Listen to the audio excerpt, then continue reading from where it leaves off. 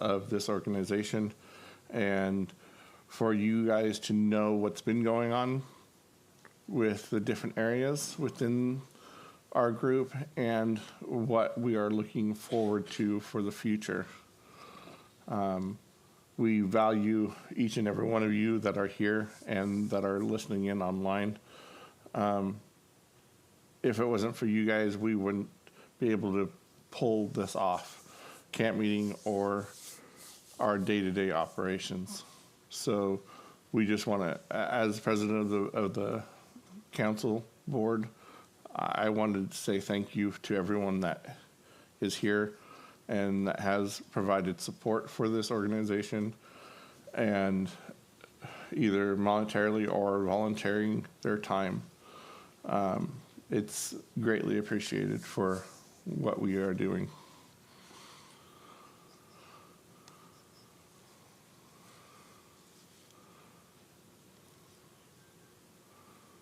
So this first reading of names that we're going to be doing when they get back, the only people voting on that first set of names will be the current board members that are here, which are Roger Boone, Tom Kendrick, Steve Boone, and myself. I will withhold on voting because I don't vote unless there's a tie. At this point, there's only 3 people, so there shouldn't be a tie. So, do you have names for the registry? Yes. Yes, we do. Can you hear me? Did they sign in? Steve? Steve, you want to have Marquez sign in if they want to sign in?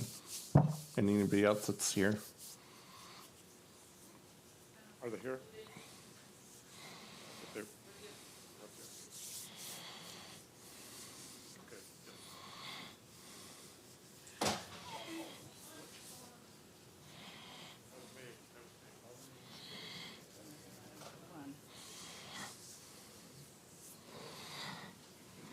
You want us to sign on this side then?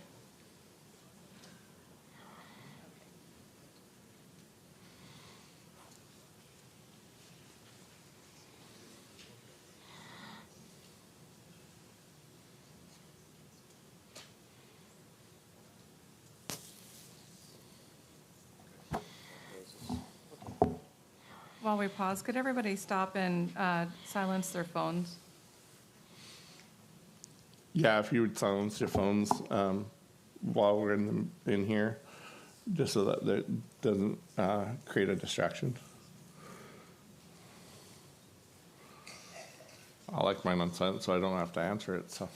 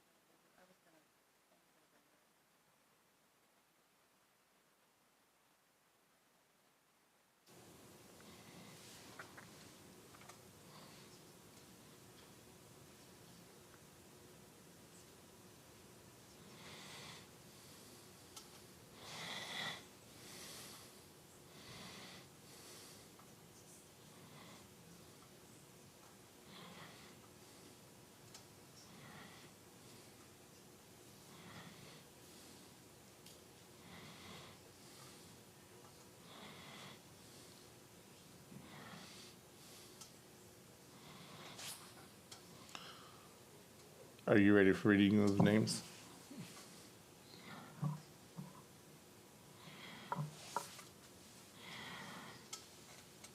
Can you hear me?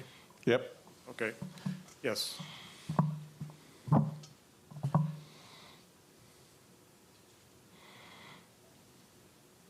I'll read through the names. Earl Rice, Tom Kendrick, Steve Boone, Roger Boone, Jonathan Carson, Randall Avery,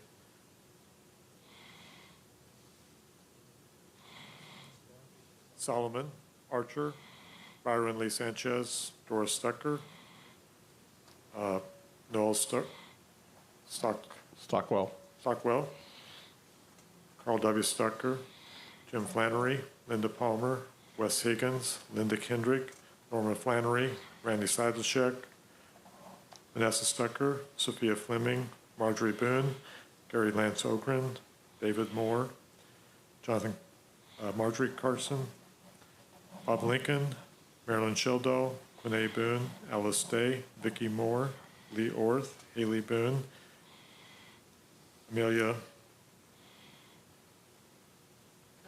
Connie Hicks, Wayne Hicks, Rosalind Ogren, Becky Lincoln, Samuel Marquez, Anna Marquez, and John Marquez. Is there a motion to accept those names as read? I will make a motion. Is there a second? I'll second it. Okay, there's a motion on the floor to accept the names as read, and it's been seconded. All those in favor say aye. Aye. Those opposed say nay. Okay, motion carries. So voting on the floor is now to everyone that's been read. Sophia, you want to do the minutes from last year's meeting, please?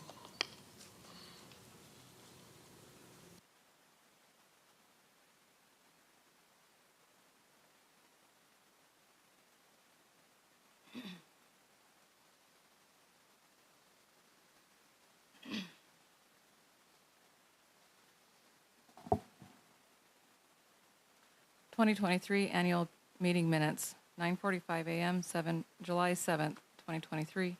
Meeting Facilitator Earl Rice, President. Meeting Secretary Sophia Fleming.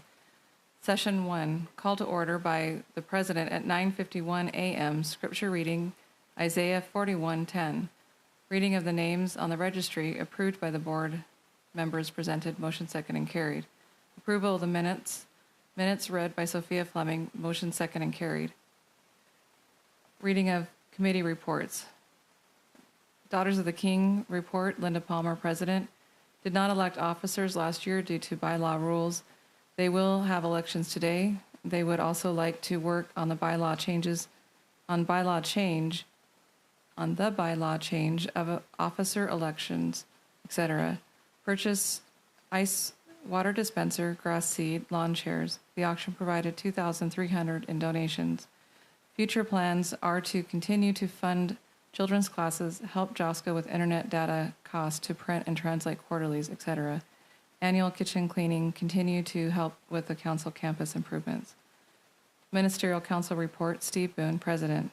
List of members, Steve Boone, Tom Kendrick, Les D'Souza, Wes Higgins, Rodney Boone. During the past year, they have had 11 meetings, 3 quarterly forums, including an in-person one in Marceline, established a publications committee, finished revisions to a summary of Declaration of Beliefs for the Acts magazine. The 2023 annual meeting had representatives from 3 continents and 6 countries, gave an overview of the forum's content, noted that these are available on our website, future plans to have more quarterly forums, will work to expand efforts to improve quarterlies and publications.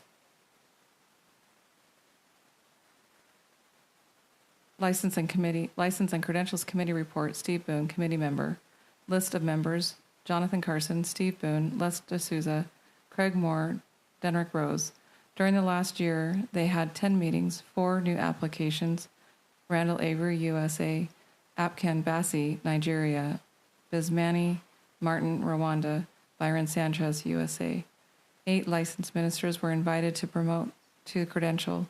To date, 6 had confirmed they would like to be promoted. Fielded general counsel inquiries. Future plans are to continue to vet and recommend applications and seek out new applications and field inquiries as they come in to the council. Youth report, David DeBooz. Youth camp was held here at the Meridian Campgrounds. The theme was Bound Together, and the verse was Colossians 3:12 through 15. The activity was a trip to the Wazoo's Fun Center. Treasury report, Sophia Fleming, Treasurer. Approval of financials, motion second and carried. Major change from QuickBooks to Zero accounting software due to QuickBooks changing their billing policy.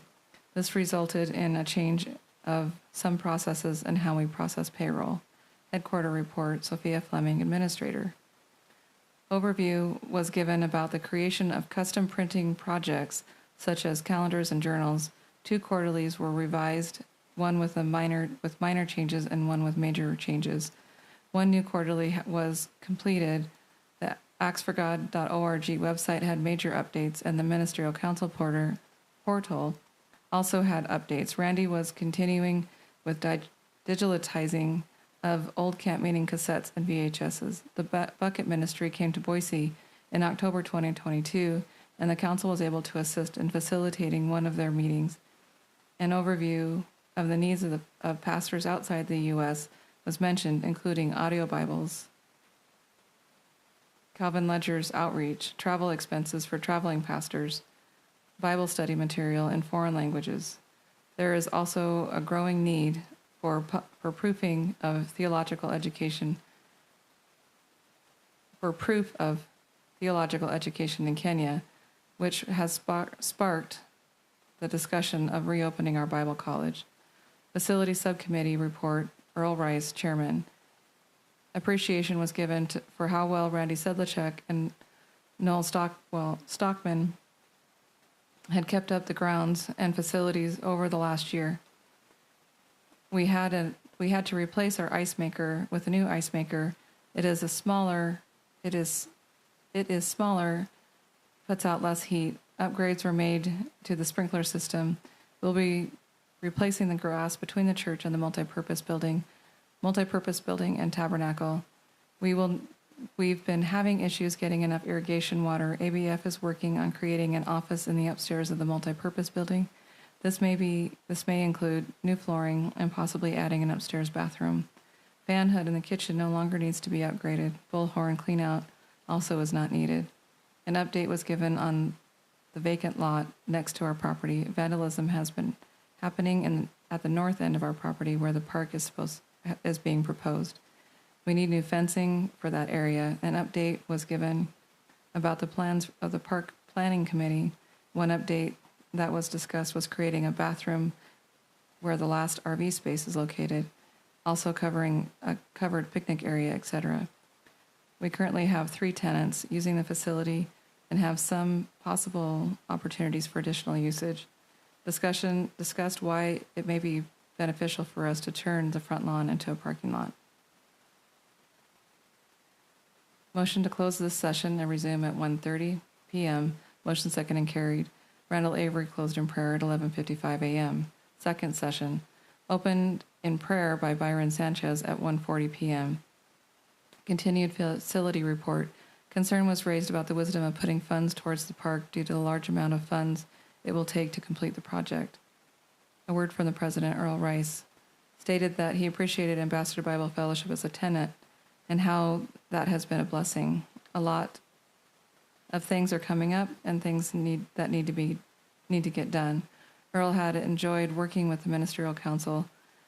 The issue with the Kenya GC are still not resolved. The Nagobin Orphanage in Kenya had received the remainder of the funds set aside for the Kenya GC and was very transparent with the funding that they had received. They were currently working on purchasing land for an orphanage, for an orphan home. Reading of the names on the registration, 1 new name, motion to accept, motion second and carried. Old business. Proposed change to Article 12 regarding licensing. These changes were introduced in 2022 during the annual business meeting and posted as per the 2022 minutes. Earl Rice read the proposed article. Motion to remove the first sentence of paragraph 3, motion dropped. Motion made that the first sentence of of the third paragraph be applications will be considered as they are received. Motion second and carried. Motion made to accept Article 12 bylaw changes as amended today. Motion second and carried. New business. Motion that the board check the feasibility of providing tent pads in the RV area. Motion second and carried. Reading of New names on the registry.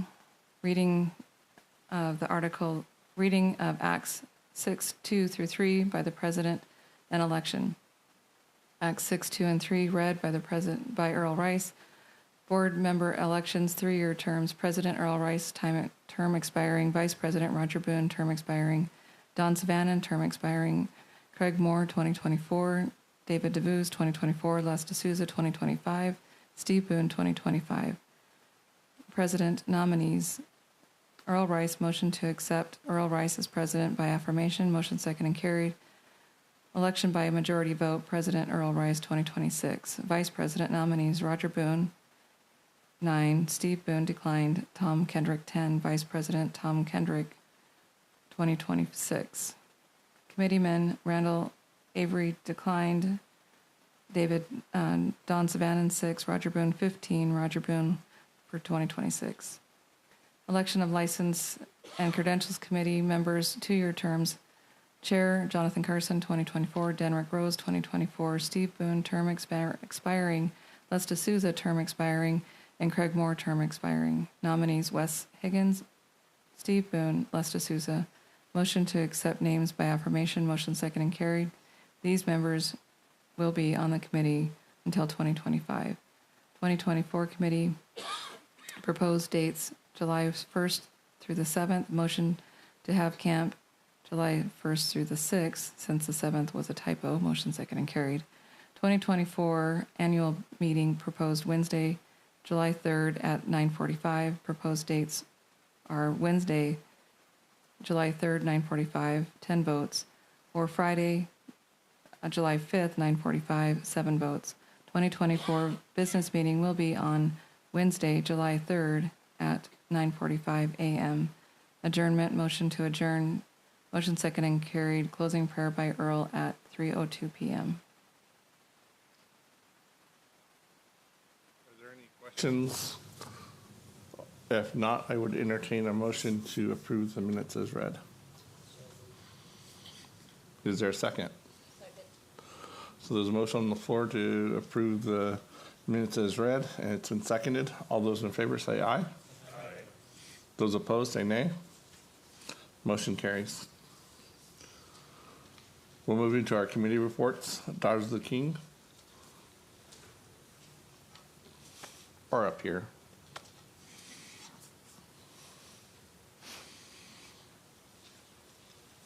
Up here would probably be better since we're live streaming.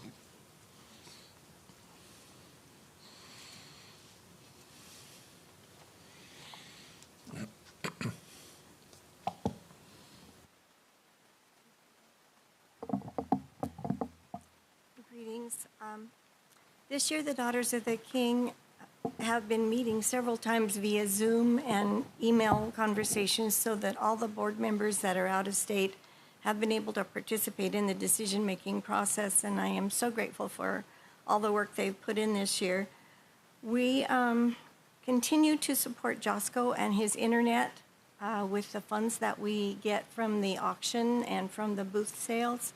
He used that, and he gave us a report that says he's been able to translate booklets and information and encourage those in Kenya and in Africa, not just Kenya. He works in Rwanda as well. So we're going to probably continue that again this year. It will be a topic for the ladies on Friday when we have our business meeting. We use some of our funds to help purchase a new camp projector. We've been helping with funds for the lawn, for the grass seed, and things that need on the grounds improvement. And we want to continue to work on the yard improvement so the youth will have places to do their activities and so that it will be more pleasant and comfortable for all of us when we're walking around on the grounds. We put some new kitchen shelves in to organize the kitchen and make it a little easier to clean and get things up off the floor. Rwanda had a need, so we sent some cash funds to Rwanda to help them. We got a new clothes rack to be able to hang and display some of the items in the booth. Because we won't have the auction until tonight, we have no idea what funds we'll have to work with next year. But on Friday at our general business meeting, we will take that under advisement, and the the entire group of ladies will make the decisions as to what they want to focus on for the next year. I would like to continue. Last year, we used the Zoom platform to broadcast our Daughters of the King general meeting, and the ladies that are out of state really appreciated that, because then not only could the officers participate, but others who were in that area, if they wanted to log on to Zoom, could participate in our meeting. We plan to do that again this year because we have 2 of our board members who are out of state and unable to attend. We want to continue to help with the camp meeting and also to support the mission field as the general group of ladies decide that's where they want their funds to go. And continue to use Zoom as a platform so that we're all included. It doesn't just happen at Meridian Camp Meeting. I've tried really hard to encourage everybody to join in and participate in the decision-making process. It makes it a lot nicer. We have still agreed to do the Acts magazine article, and I am so grateful to the ladies who have written things and put in there over the last year. It really takes a burden off of me as a president, because when Cheryl says there's a deadline, if she's already got something, I don't have to worry about it. So thank you for, especially little Miss sitting back there in the back row. She's, your name just went right out of my head, Lincoln. Becky. Becky Lincoln. She's been helping us with a lot. We will not have elections this year because it is our goal to follow the direction of the General Counsel. So it seemed a waste of our time and effort and brain power to try to come up with something new when they're already working on something, and the bylaws indicate that we need to follow whatever the General Board is doing. So we're not going to have elections this year, but we will probably have elections next year, depending on the format that the Council Board decides, and we'll follow that along with that. Does anybody have any questions for me? Okay, thank you. Thank you, Linda. Ministerial Council, Steve?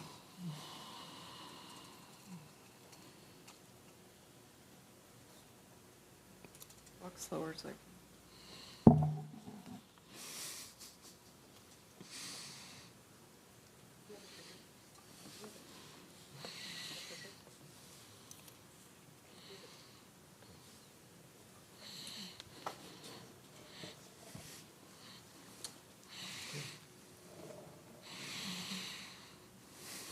You'll have to point it at my thing right here.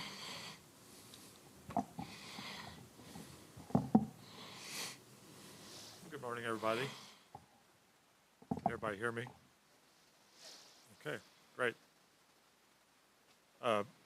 So every year on the Ministerial Council,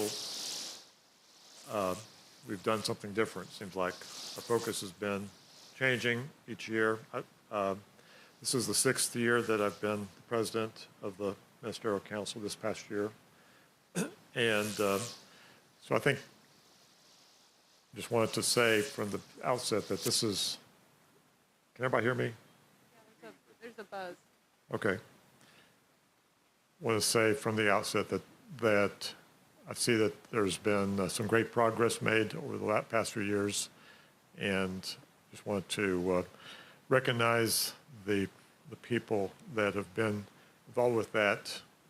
The current board members are myself, Tom Kendrick, Vice President, Wes Higgins, Secretary, Rodney Boone, and Les D'Souza, the at-large board members.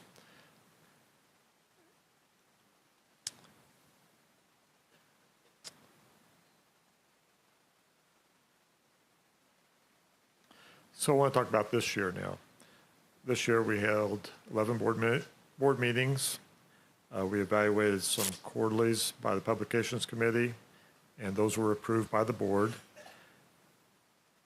The tracts and publications were evaluated, and during last year's report, if you remember the minutes, we established a Publications Committee which took some of the work of the Ministerial Council board off of our plate and put it on the Publications Committee role. And they've really been a big help in getting things reviewed and quarterlies reviewed.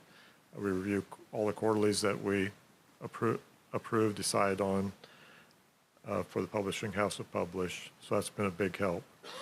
And then an annual meeting is scheduled for July 4th, tomorrow at 10 a.m. from 10 to noon probably. And we expect several countries to be represented, and we're especially happy to have Samuel Marquez with us this year to join us for that meeting also.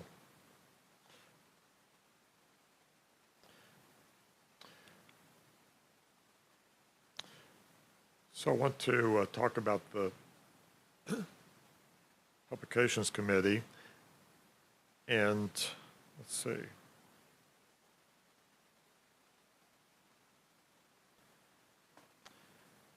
So Les D'Souza is the chairman of that committee.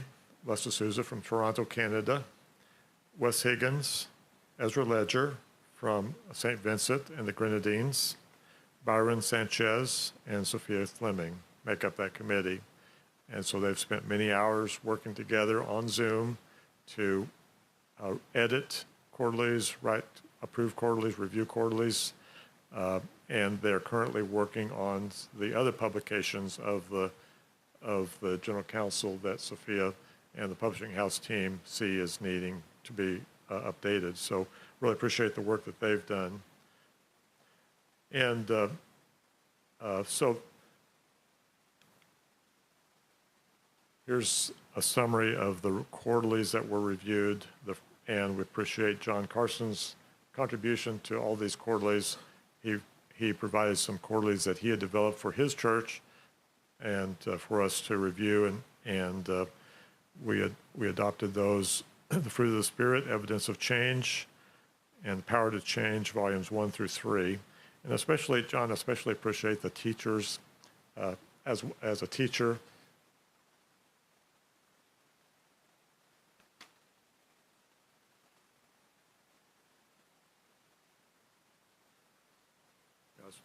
I especially appreciate the teacher's edition with the answers, which has been a big help as a teacher. Just to have that summary in front of you as you're teaching the class is a big help. But these are some of the quarterlies that the Power to Change quarterly, and also the Fruit of the Spirit, the Evidence of Change. We're all thanks to Jonathan for that contribution for us. And all of these quarterlies are available online, and in our church we use these quarterlies. We use the online version during class a lot of times because it's so quick to just click on the link, and you can look at several. Sometimes there will be several references in one question, and so you can look at all of those scriptures just by clicking on the link. So I encourage you to go to the actsforgod.org webpage to use that resource that we have available. We definitely appreciate the Publishing House putting those together whenever it's for each one of those quarterlies. So, and then next year, we've reviewed, or the committee, I should say, has reviewed the Life of Jesus series of 5 quarterlies, and so that will be the coming next 5 quarters will be on that series of lessons.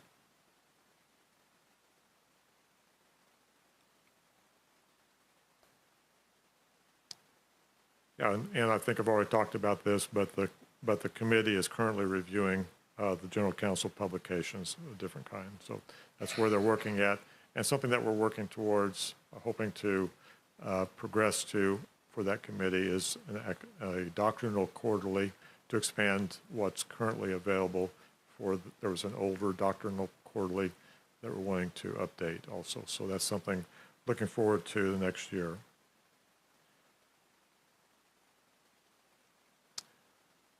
Okay, and that brings us to the annual meeting, which is going to be tomorrow. And there will be a new president. There's a term limit of 6 years for the Ministerial Council president.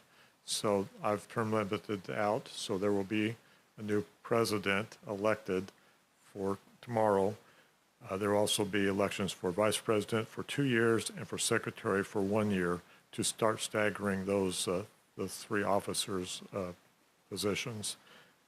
And that meeting will also be a time to, we hope to have several ministers from around the United States and around the world to join us for that and to help us set the agenda for next year at that time.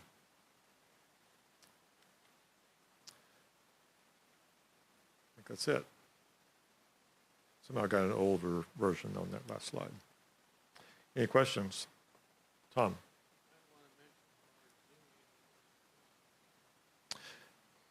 That's a slide that I missed. I guess I must have sent you an unfinished copy, Sophia. So, yeah, I will mention something that didn't get, I guess it's here, but it's not updated. So somehow I sent you the old version. But so I'll just share. It's on my computer here, so we held three quarterly study sessions during the year, and this takes a lot of volunteers to put these on. And so I appreciate every single volunteer that participated on these study sessions.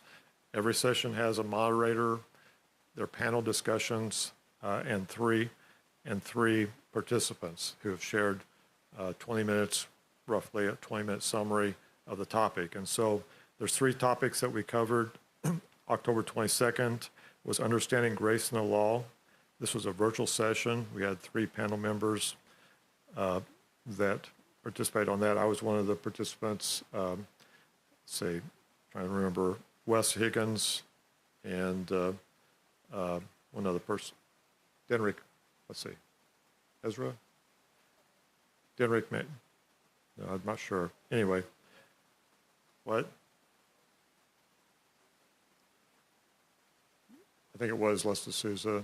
No, it was Basil Straker on that one. And then January 12th through the 14th, how do church leaders address changing social trends was a topic. This was hosted by the Meridian Church of God Seventh Day. The Meridian Church of God hosted the in-person session. I know there was a huge snowstorm here that day, so it took some work by some of the people to actually attend in person, and so some of them actually attended virtually. But we appreciated, there were 3 sermons the first day, and that was, and then there were 2 panel sessions and a summary session, and so those were great sessions covering that topic very well. Appreciated all the work done by all the people that were involved with that. And then on April 14th, we had another quarterly session, virtual session, with 3 panel members also, and that topic was the state of the dead, and we covered, actually had Calvin Ledger from St. Vincent to cover that, that was a topic that he was very familiar with, and who else was on that committee? I'm drawing a blank at the moment. So on that, so those were quarterly study sessions that we organized, and I want to say that each one of those sessions, you can listen to them today if you'd like to, and I will say that on Friday afternoon, the session is going to cover specifically how do church leaders address changing social trends, and I'm going to give a review of that session. So if you'd like to join us for that on Friday afternoon, then we'll discuss some of the points that were made by those leaders that brought that information, and then have our own discussion about that also. Any questions?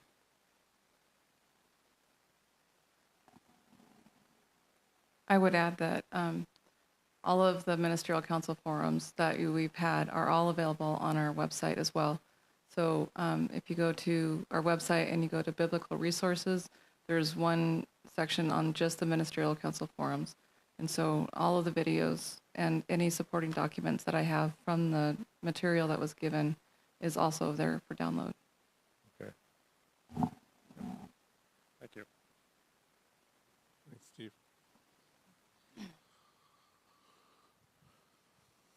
Okay, licensing and credentials?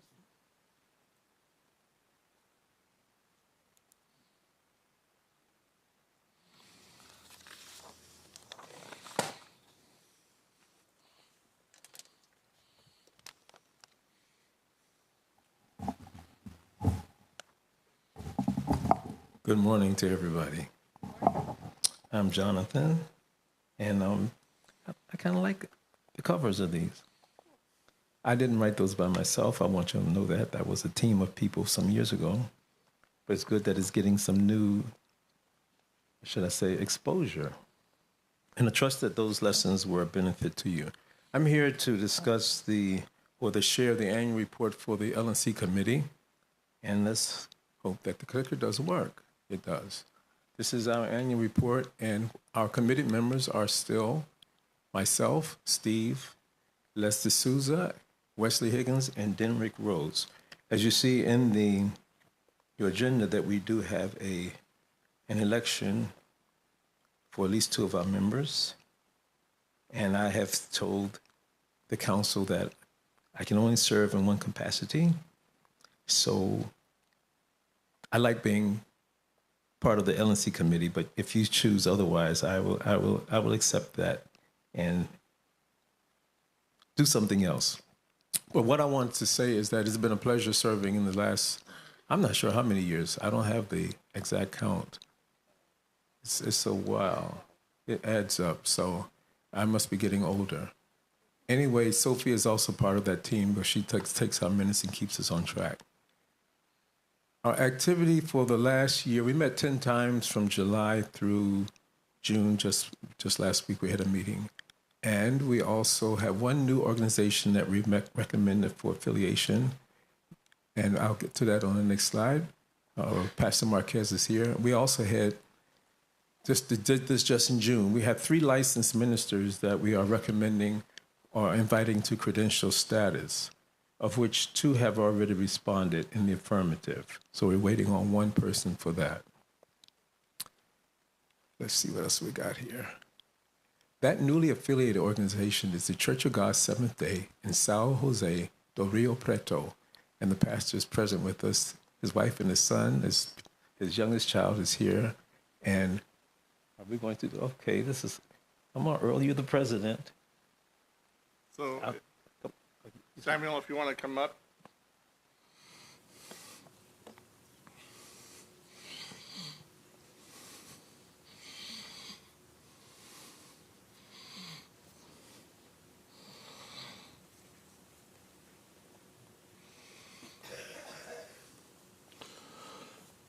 So this is a certificate of affiliation to your church as a part of joining our organization.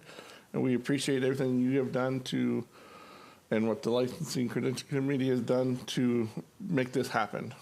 We just welcome you to our group. Thank you very much. Thank you. Thank you. It's a pleasure.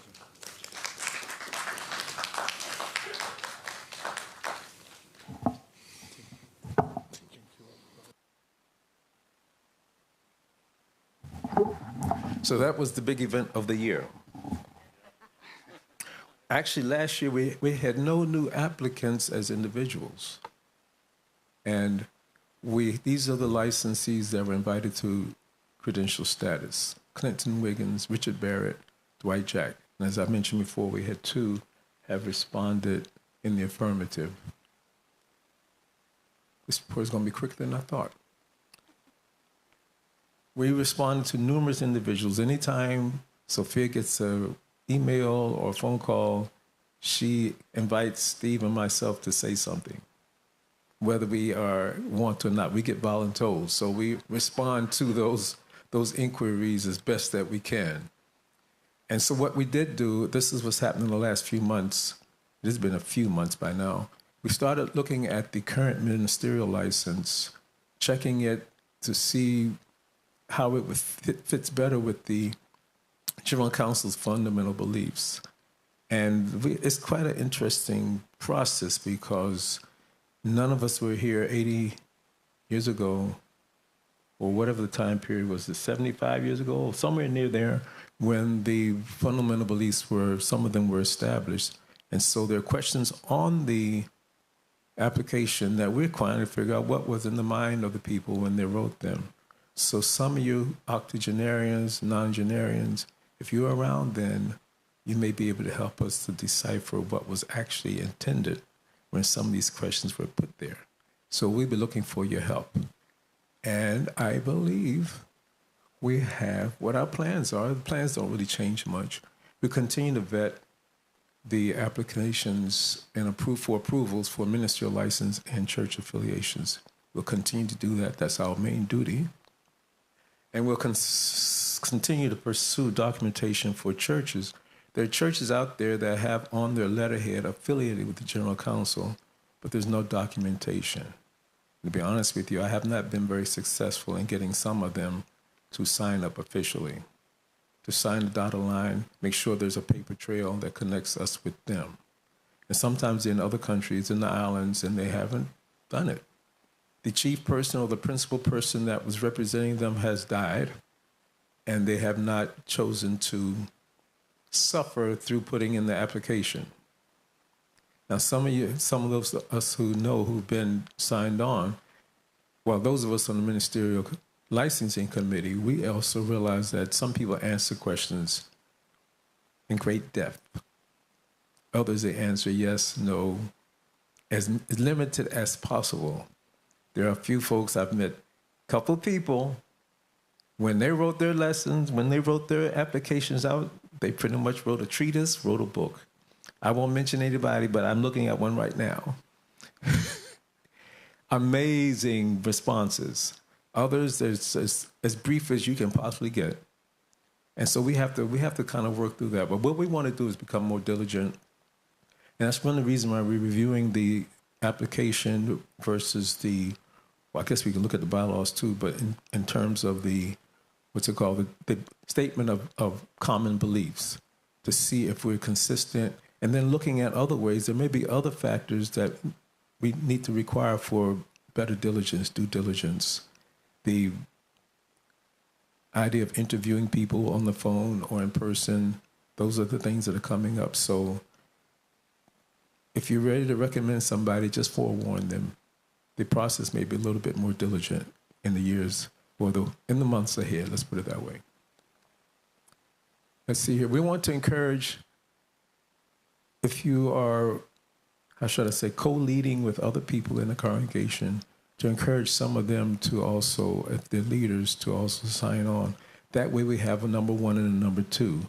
So in the case of a demise of anybody or whatever other reason people may move or do whatever, actually the license is portable. The license isn't the church license the individual. The church affiliation stays with the church. But individuals, it is portable. So if you move from Texas to Idaho or Missouri or someplace like that, you carry your license with you. You don't give it up. And I'm looking at individuals who's done that. And it's okay. That's the whole reason why we have the licensing. So that means you could go anywhere with a valid license and you can still represent the council. Unless there's something else that people do desire.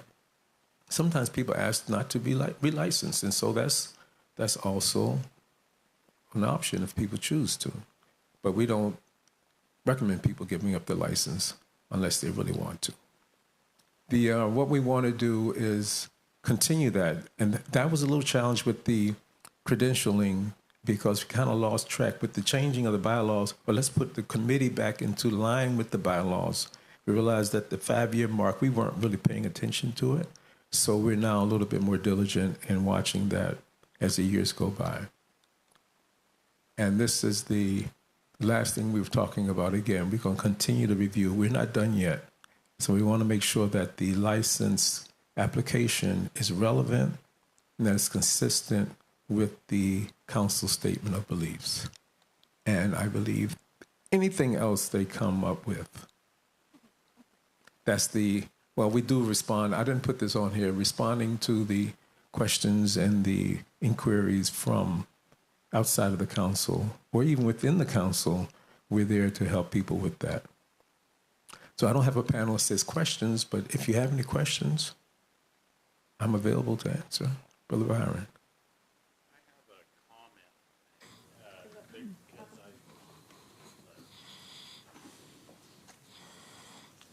I have a comment to make because not only did I help review the things most commonly believed amongst us when we were reviewing it, but also recently filled out the application.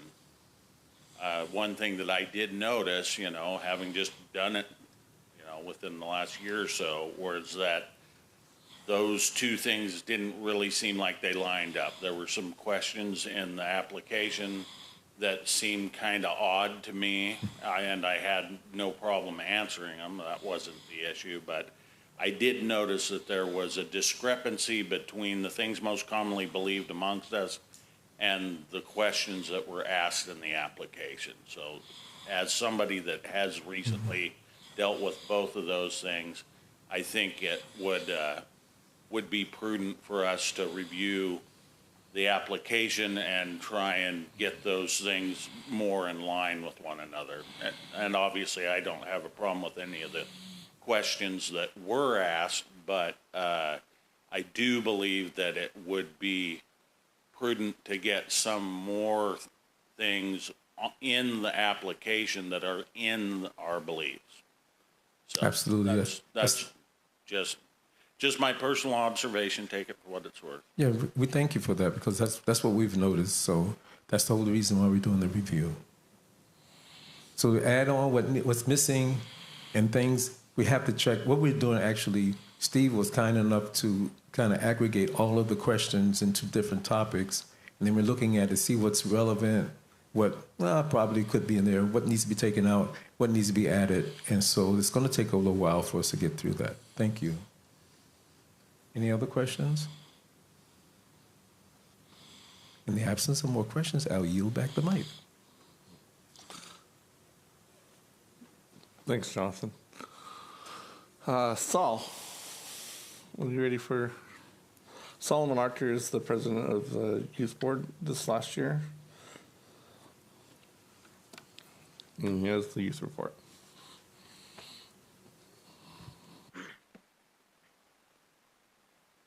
Can everybody hear me all right? Good. Okay, so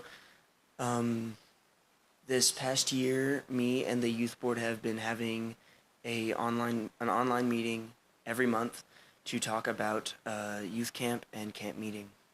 So for youth camp, we were going to hold it in YWAM. We had that all scheduled and ready, but due to lack of attendance, we had to cancel youth camp. Our theme was going to be the body of Christ and why it is important to spend time with other believers. But we weren't able to hold that due to lack of attendance. This year for camp meeting, we landed on our theme, which is our God is sufficient, with the verse Zephaniah 3:17. We planned to have a youth outing, which we had yesterday, which was to the Rollerdrome in Nampa. We also had our youth meeting yesterday, and we re-elected members. Our new chairman is Jacob Archer. I am the new secretary. Caleb is still treasurer, and Ramona Wallace became an alternate.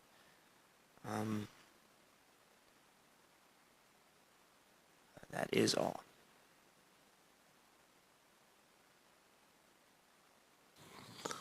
Thanks, Saul. I had the pleasure of sitting in on all their meetings, just so I could help guide and help with any questions that they had.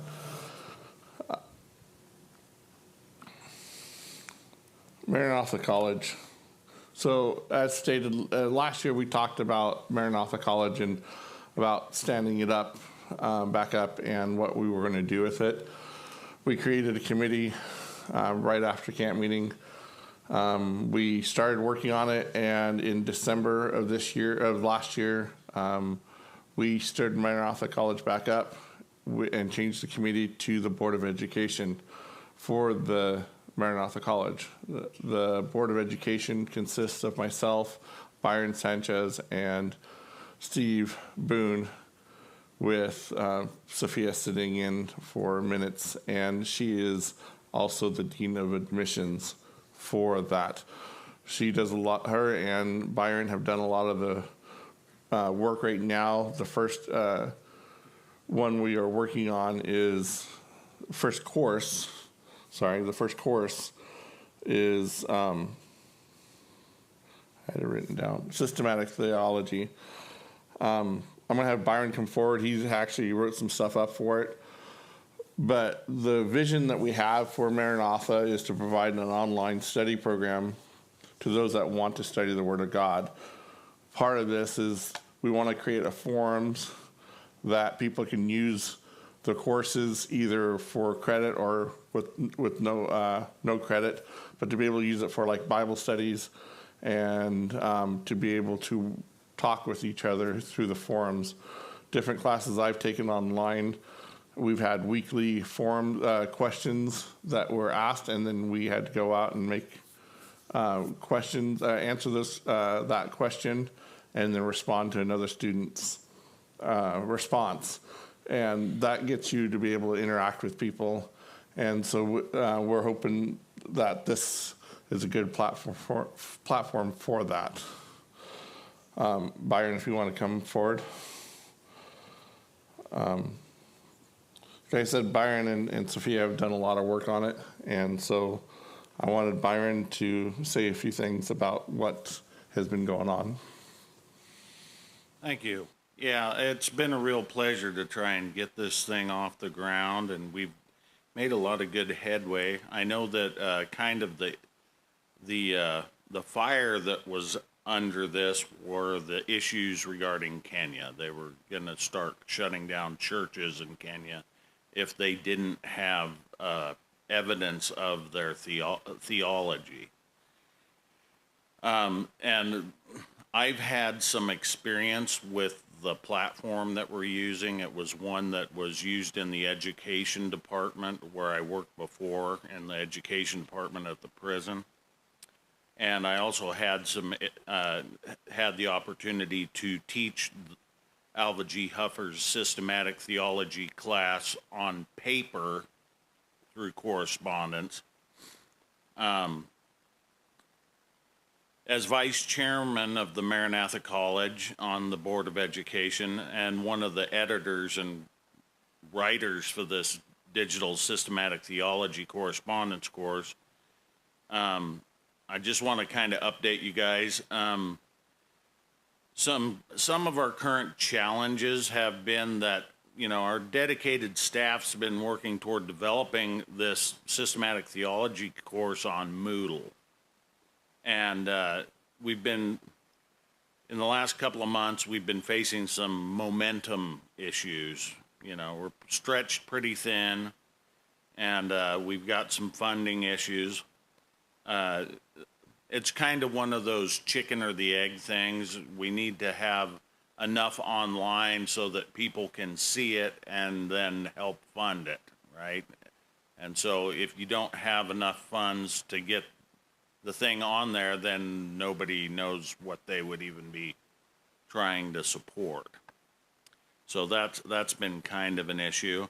And I don't mind doing volunteer work, but at some point with this, as we make the classes more interactive, where you've got people sending in comments and you've got people needing somebody to ask questions of, that's when we're at some point going to need one or two people that can be there to facilitate things and answer those questions and be available to people. couple things I'd like to just tell you about this. Some of us aren't that familiar with these online courses. The legitimacy of college level digital distance learning has significantly increased, especially in the wake of the COVID-19 epidemic. Traditional educators and institutions were forced to pivot to online platforms because of all the shutdowns. So students and educators had a chance to experience firsthand the viability and effectiveness of this remote learning. The National Center for Education Statistics, students enrolled in at least one online course increased from 33% in 2017 to 51% in 2020. And they did a study by Learning House, and they claim that 85% of the students who have experienced both in-person teaching and online courses, 85% of them say that the online courses are every bit as good, if not better, than being taught in a classroom. I think a lot of that has to do with convenience. You can still hold down a job and you can do it from anywhere.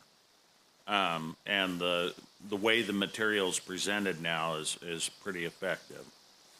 The specific platform that we're using, this Moodle platform, is one that I've had a lot of experience with, and it's a very good one. It's very accessible. It provides a very user-friendly platform that's accessible from anywhere. You can do your lesson on your phone. It lets the students from anywhere in the world can take the classes. And, you know, even prisoners in prison have access to Moodle, and they have time to do the courses.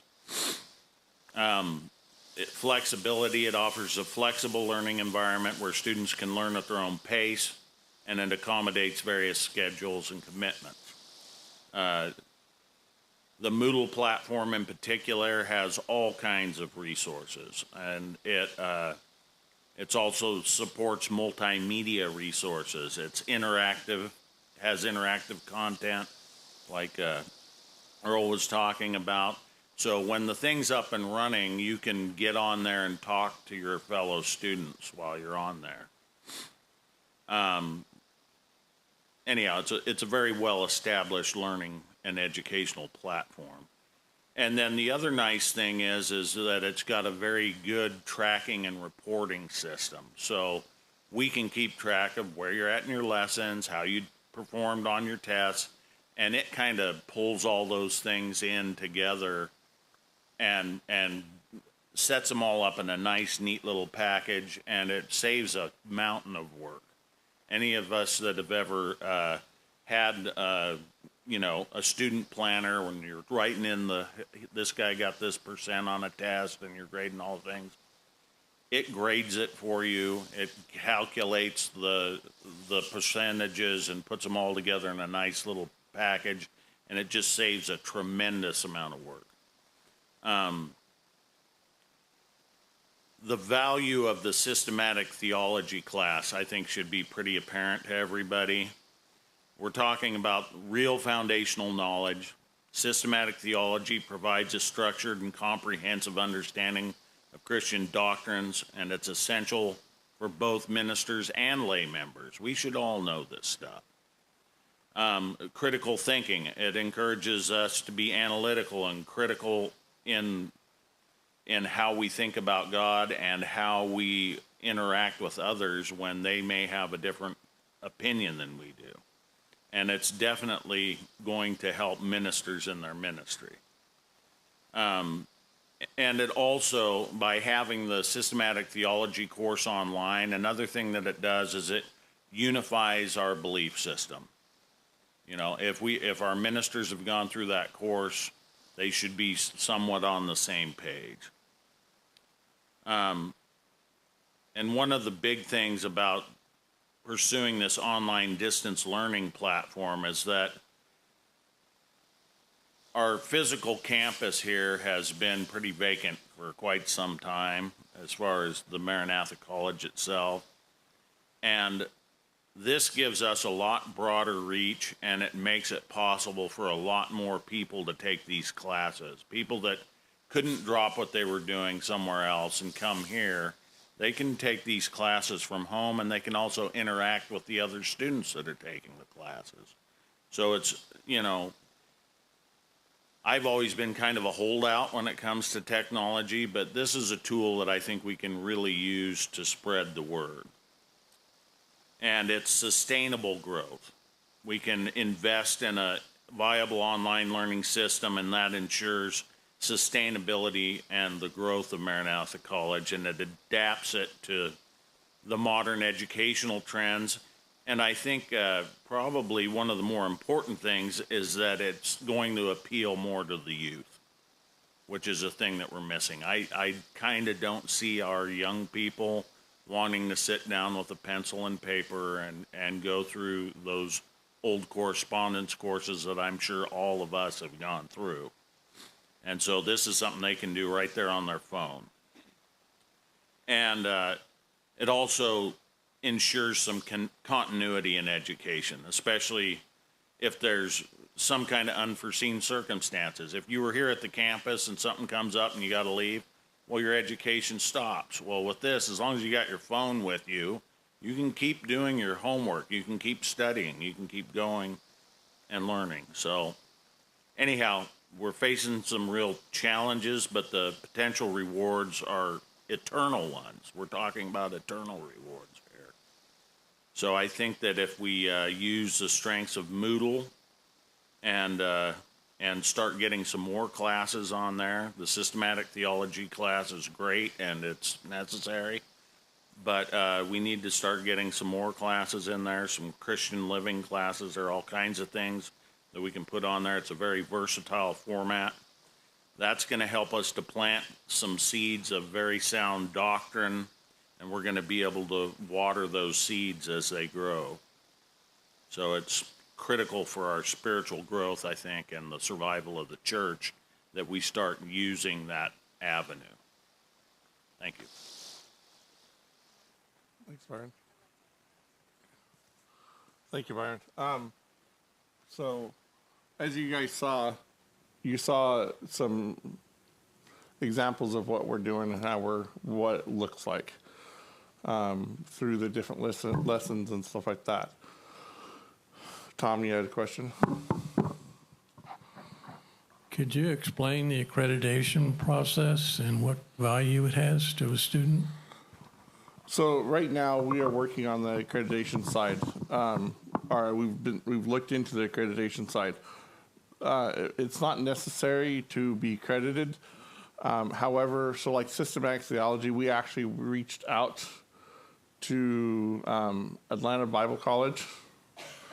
And if we gave a person a certificate of completion, they would accept that as credits. So our goal right now is to provide it for free for anybody that wants to take the courses. They can take the course, but if they wanted it as a credit, and they would get a certificate of completion when it's completed, then they would pay for that certificate of completion. And that's how some of the funds would be raised, is by having accredited courses, or giving them credit for the courses they did. A lot of colleges will take that and look into it, and then they'll contact us and look at what our class was and see how it works for them, and then they'll accept it as credits or not. But we do not need to be accredited at this time, since that's a whole other process. Sophia had a couple of questions, or a couple of things.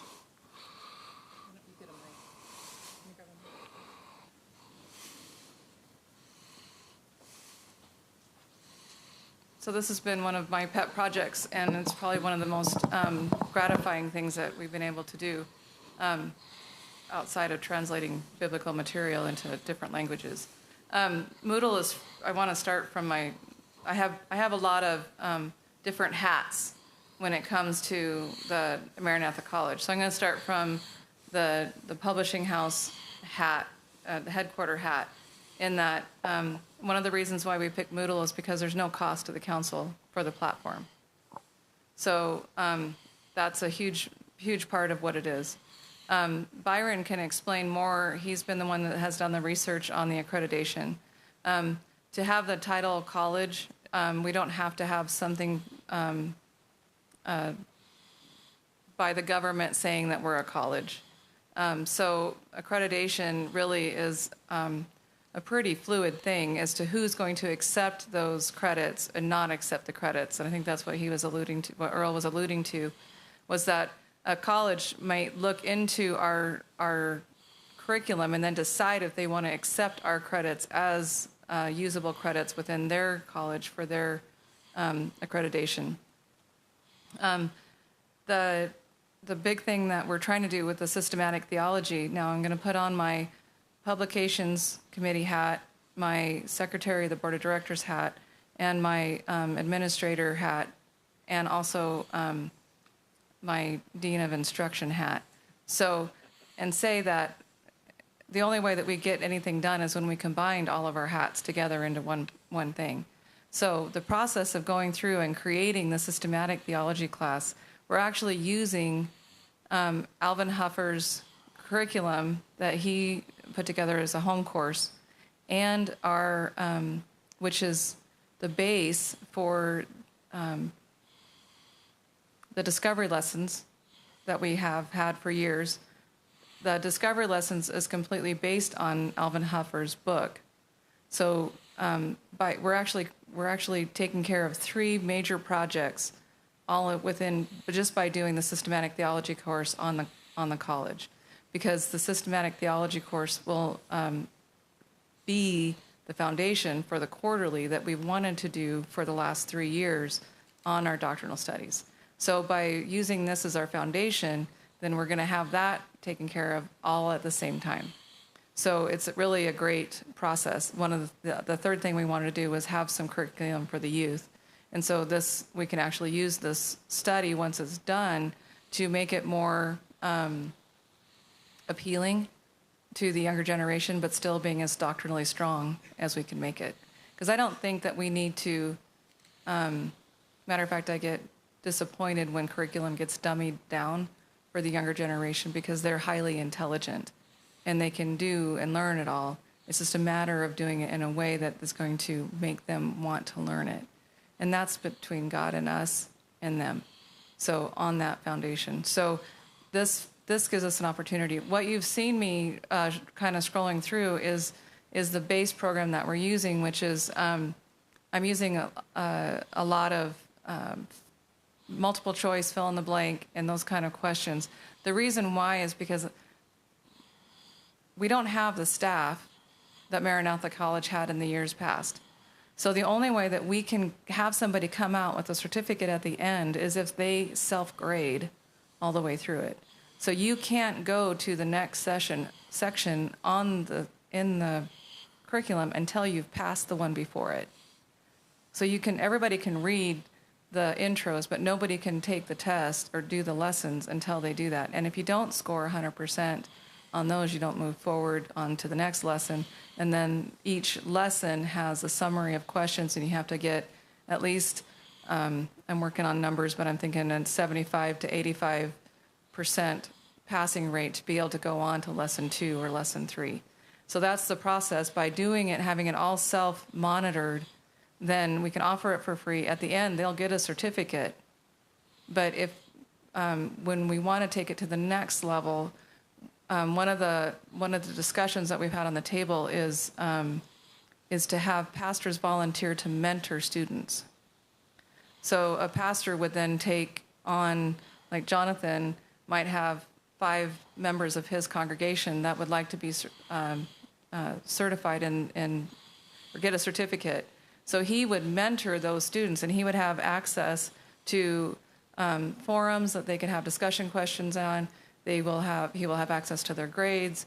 He can communicate with them directly if there's any concerns.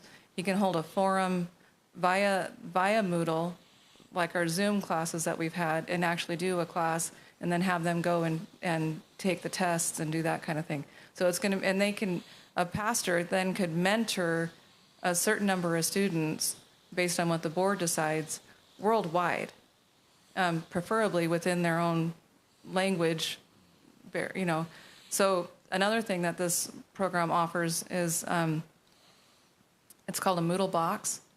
And basically, it is a little mini computer, and it will download all of our lessons onto that when they have internet access.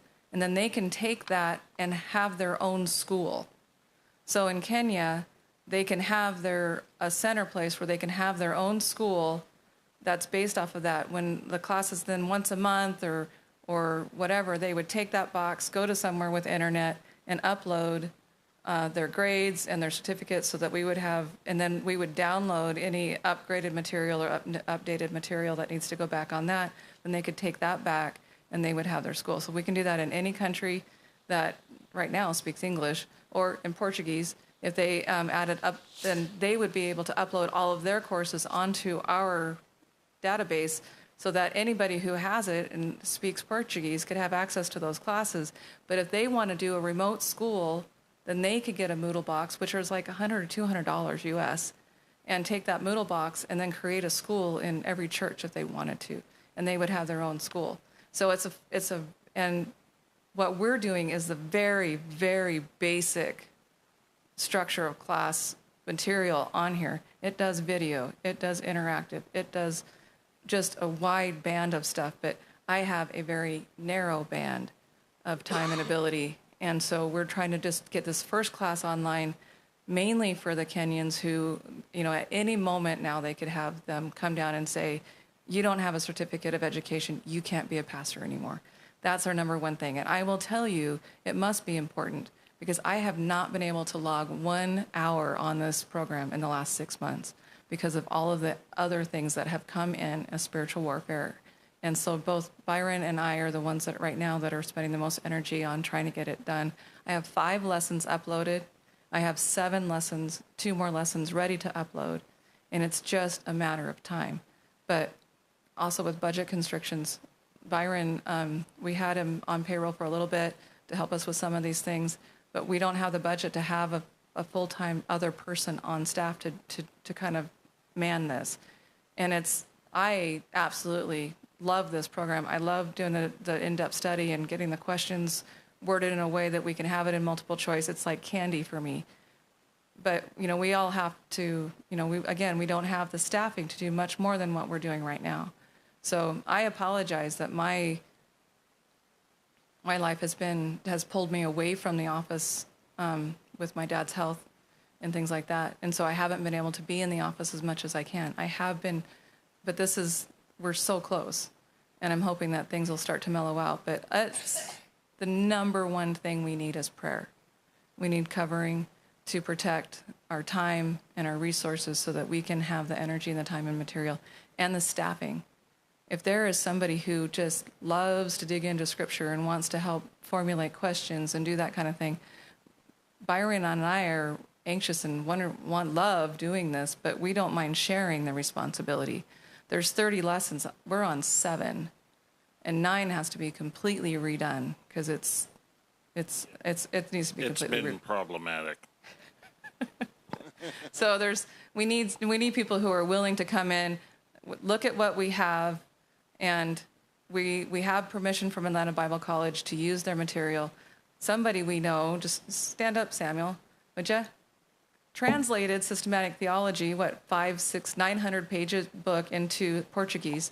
So he would be a really good resource. Not that I'm putting you on the spot. But there are definitely things that people like Samuel, who with his education and background, he would be an asset. And there's other people like that, not meaning that you have to, but I'm just saying that we're willing to work with anybody who's willing to work. Go ahead, I'm sorry. Didn't mean to put you on the spot. But can you imagine? What a absolute amazing contribution to God's kingdom that him and his team did to translate that book into systematic theology. And so there's so much more material in the book than there's going to be on the course. But we're juggling, making sure that we get our 13 fundamentals, the home study, which I don't know if you've looked at the questions, Samuel, very much in that home study But I think that having a question on a college level course that says, who was Noah?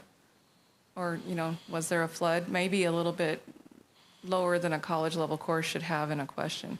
So that's the kind of thing that we're doing, is converting these questions into more of a college level and changing it from a fill in the blank to the systematic theology home course is designed to have somebody review all of the answers. We don't have anybody reviewing those answers, so we're crafting the questions so that they don't have to be reviewed. So anyway, lots of data, but I hope I answered any. Does anybody have any questions for me I'm doing the technical side of this right now. Does anybody have any questions for me on Moodle or what it's? So one of the things that when we reached out to Atlanta Bible College and about using systematic theology and putting it online, they were actually quite excited about us doing it. As a matter of fact, once we get it done, they are wanting to look at it themselves to possibly do it for them, to use it for them. So it's a very wide opening for us, and it's actually nice that we have someone else that's wanting to help us and work on that. So it's been an interesting year for Maranatha as we've started. It's stalled a little bit, but it's due to time constraints. I had a quick comment I wanted to make about accreditation. Most Bible colleges are accredited by the ministerial council of the church that sponsors them. So the accreditation would come from the ministerial council. That's how that normally works. Now, the constraints on that is what other organization is going to recognize our accreditation. And that's where you get into some of these bigger accrediting agencies, is because they cover a broader spectrum of accreditation. And so, I would kind of expect that because we've been working so closely with Atlanta Bible College, that they would probably accept our accreditation and vice versa. So just food for thought. And Atlanta Bible College also uses Moodle. Okay, we'll move on to the next report, treasurer's report. Sophia?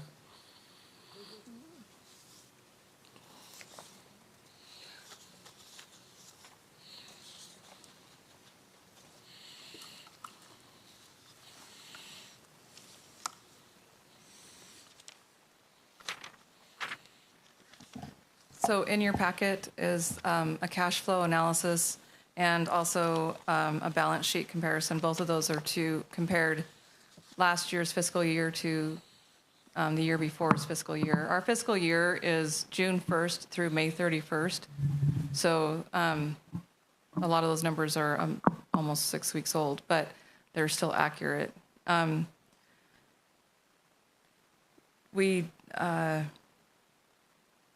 So we don't do an income statement per se, we do a cash flow statement. And the reason why we don't do an income statement is because we're not a for-profit business, we're a nonprofit business. So basically when on the cash flow analysis, on the cash flow statement, what you see is little miniature income statements or expenditures. So our donations or whatever income we have versus the expenditures. So there's little miniature income statements, if you will, for each of the funds that we have, everything from building fund to missions to our general operating funds. Our donations were down by $6,500 overall income this year, but our overall income went up. That generally is not a good, doesn't compute well when your expenses go higher than your income. So we are at a negative on our cash flow for the general council in general, but we came close. We were only at a negative for our general fund expenditures of just over $3,500. One thing I will say is that over 60% of the money that we use to pay payroll comes from renting our facility. So the facility being the multipurpose building, this year we had ABF has remodeled a lot of the upstairs, updated it as far as carpet and paint and all the things that needed to happen upstairs in the multipurpose building, and have moved their pastoral office upstairs. They're going to both pastors are going to have their own office pretty soon, but right now they're sharing an office. So they under the agreement for renting that facility or that area is that the youth will still have access to it. So the main room upstairs is for the youth to have their classes if they have teachers and things like that. And also there's a breakout classroom still available for them upstairs. They have turned the upstairs in the multipurpose building into just childcare. So they have a nursery room, a cry room, and then their what we would preschool. Basically, the preschool classes are all in the upstairs of the publishing house during their Sunday services. They met with us on Monday this week, and they're having growing pains, and we need to spend some time discussing ways for them to expand. They don't want to leave any sooner than they have to, and since they make up the majority of that rental facility, between the rental on Sunday, the upstairs in the multipurpose building, and the upstairs in the publishing, or the multipurpose building upstairs, the upstairs in the publishing house, their Sunday services and other services, it's between $4,000 and $5,000 a month income that we get from just that one group. So I'm not saying that we need to be beholden to them, but I'm also saying we don't want to do anything that we can do to help them grow helps us grow.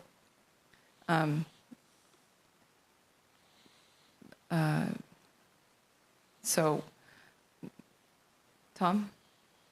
Would you give the people a definition of why the foreign postage fund has dramatically decreased? You'll notice on the at the bottom of the page, there's a couple of footnotes. And the first footnote is that the board of directors voted to move the foreign postage fund into the missions general fund. And we had a considerable over $7,000 in the foreign postage fund. And we don't have as much shipping out foreign postage wise, but we do have a lot of things that have been coming up that needed funding. For example, one of the big things that we funded this year was Rwanda's translating Bible studies into Kinyarwanda. The beauty of translating things into Kinyarwanda is that the Burundi main language is almost identical to the Kinyarwanda language, and so you actually get two countries for the price of one. And so what we did is we used the foreign postage fund to purchase a computer and a printer for Brother Leonidas, who's our licensed pastors with us in Rwanda. And then he, with the help of a paid translator, translated several of our Bible study materials into Kinyarwanda. Our God is a big God, and he plans things so much bigger than what we can.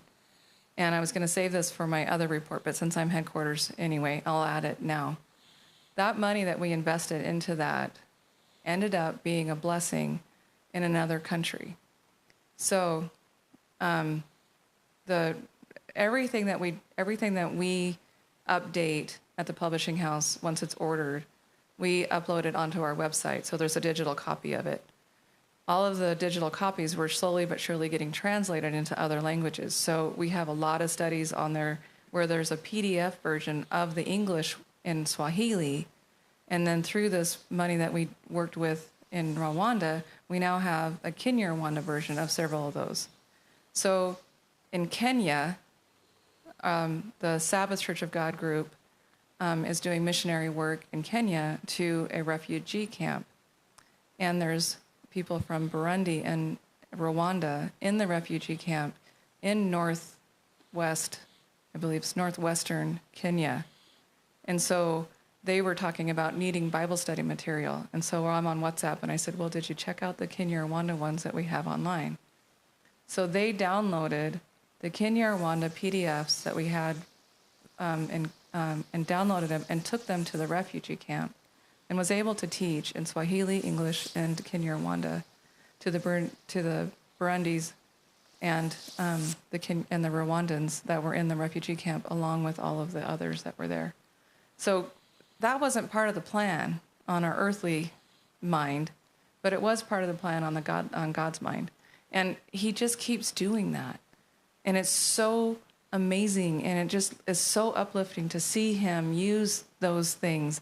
So those of you who are new, the Foreign Postage Fund is something that the board of directors established several years ago. And what it is that we tithe 10% of all of our rent goes into the Foreign Postage Fund. And now that 10% will go into the General Missions Fund, and we'll use it for projects like this. So that money that we're tithing off of there is actually being used now to teach Bible study material that was written probably, some of that stuff is from the 60s and 70s. Some of it is what the Shiloh Church has donated. The Strengthening Your Walk study that's online is actually from Jonathan Carson's church and their group that wrote that. And so that has been translated into Kenya Rwanda and is being taught in Kenya. I couldn't make that up if I wanted to. That's a God thing. You know another God thing? That Brazilian couple over here? Well, they need a translator for when they do it. And 6 months ago, I asked somebody locally if they could translate into Portuguese, and I never heard from them again. So last week, I'm all freaking out because I don't have somebody to translate into Portuguese, but God had a plan. Rose comes to camp, and she's fluent in Portuguese. The first day, hi, Rose, can you translate for me? So she's going to be Samuel's translator, and for when he speaks. And so God just keeps reminding me that I'm about this tall, and that's all the taller I need to be when he's in charge. And so I'm just really thankful for that. Back to the budget. Just so if there's anything that you have any questions on, I don't have a budget on here. I shouldn't have said budget, but balance sheet. Basically, you can take any of the totals that are there and divide them by 12, and that's my budget for 2020, 2024, 2025 budget. And I will say that cost of living hasn't gotten any cheaper for us down here. And so I'm just really in a lot of prayer to be able to give our staff a little bit of a boost income-wise. But again, that's up to the Lord and donations. Our donations are down. And I know that's because there's everybody's having the same financial pinch. But the work that we're doing here is the Lord's work, and so he'll pay for it. I know he will. But I just wanted you to be aware that, it was a little dicey this last winter, but God got us through it. Does anybody have any questions for me on the budget again, I said the budget, but on the income or cash flow statement or the balance sheet? Tom? Would you explain under cash that that's not all ours?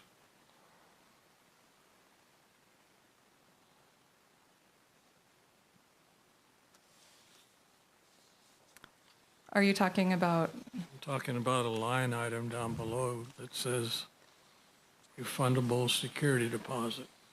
Okay, that's a blessing. Thank you for bringing that up.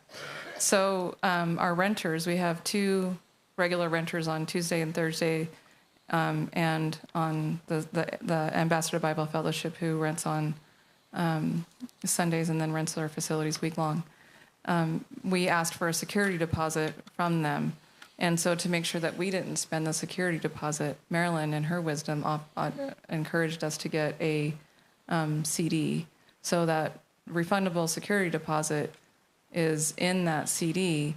And even though it's been really financially tough for everybody with the rising prices, what that also meant is that there's rising interest. And so in the last year, we've actually made $282.20 in interest alone on that CD.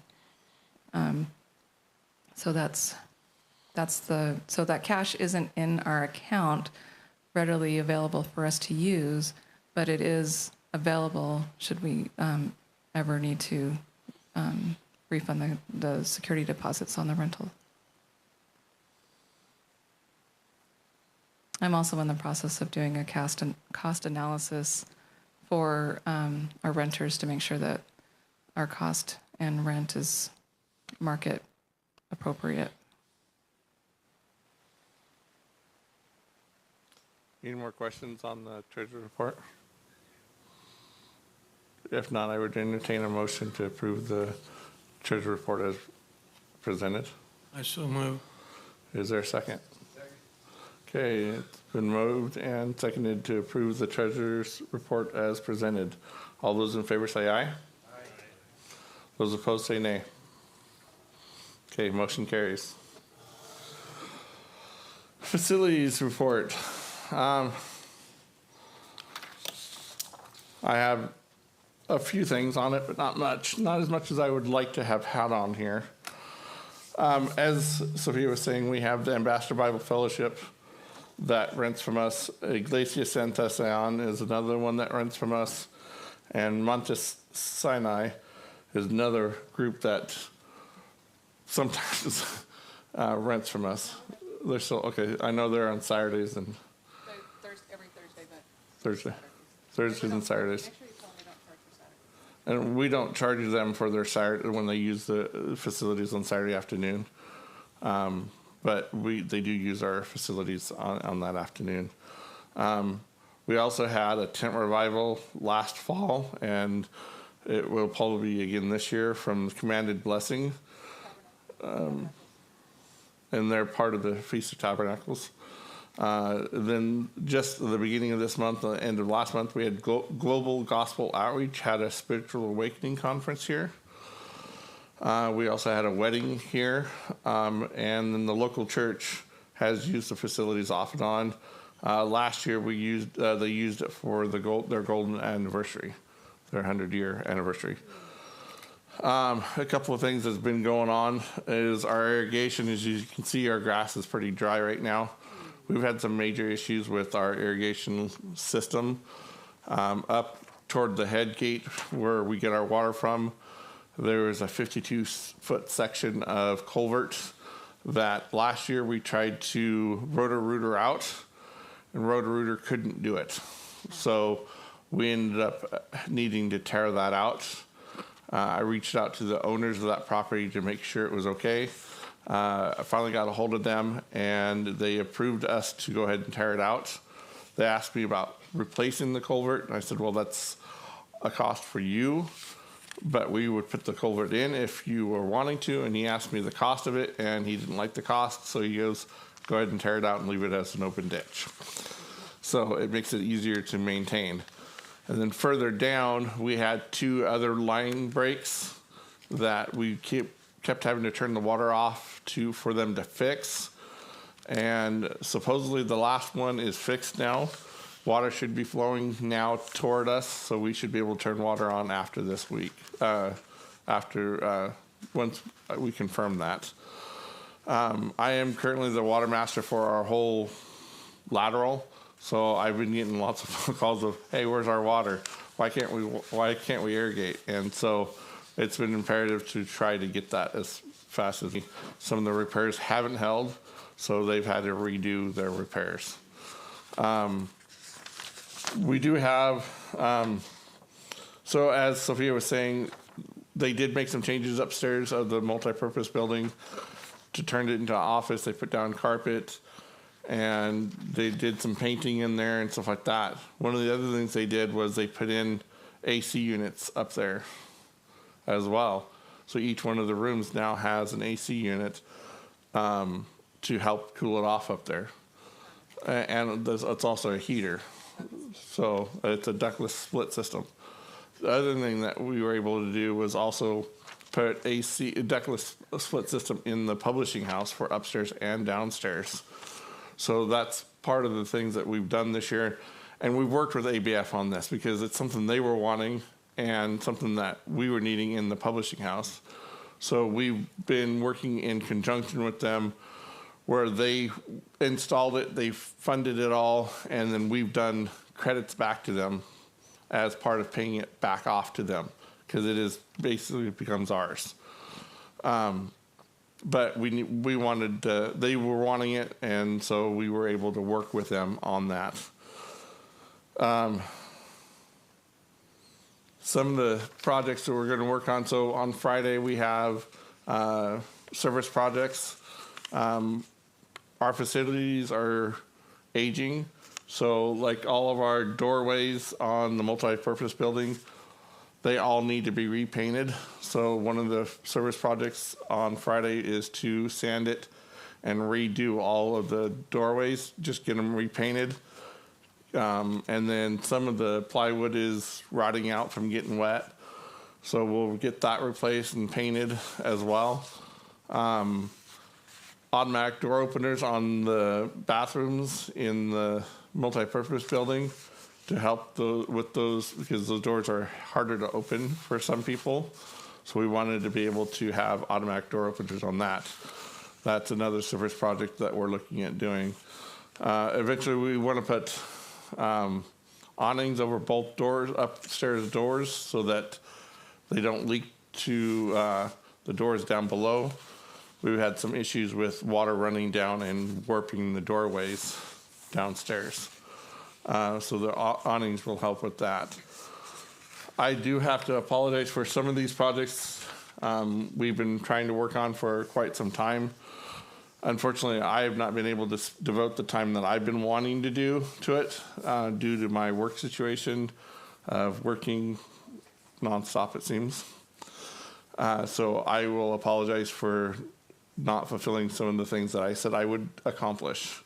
However, this next year will be a different year. I'm making some changes to my work life to give me more time to be able to devote to the church and to the general council. I'm looking forward to helping Byron and Sophia with the systematic theology. They've given me 2 of the lessons to be able to work on to get it converted over for Moodle.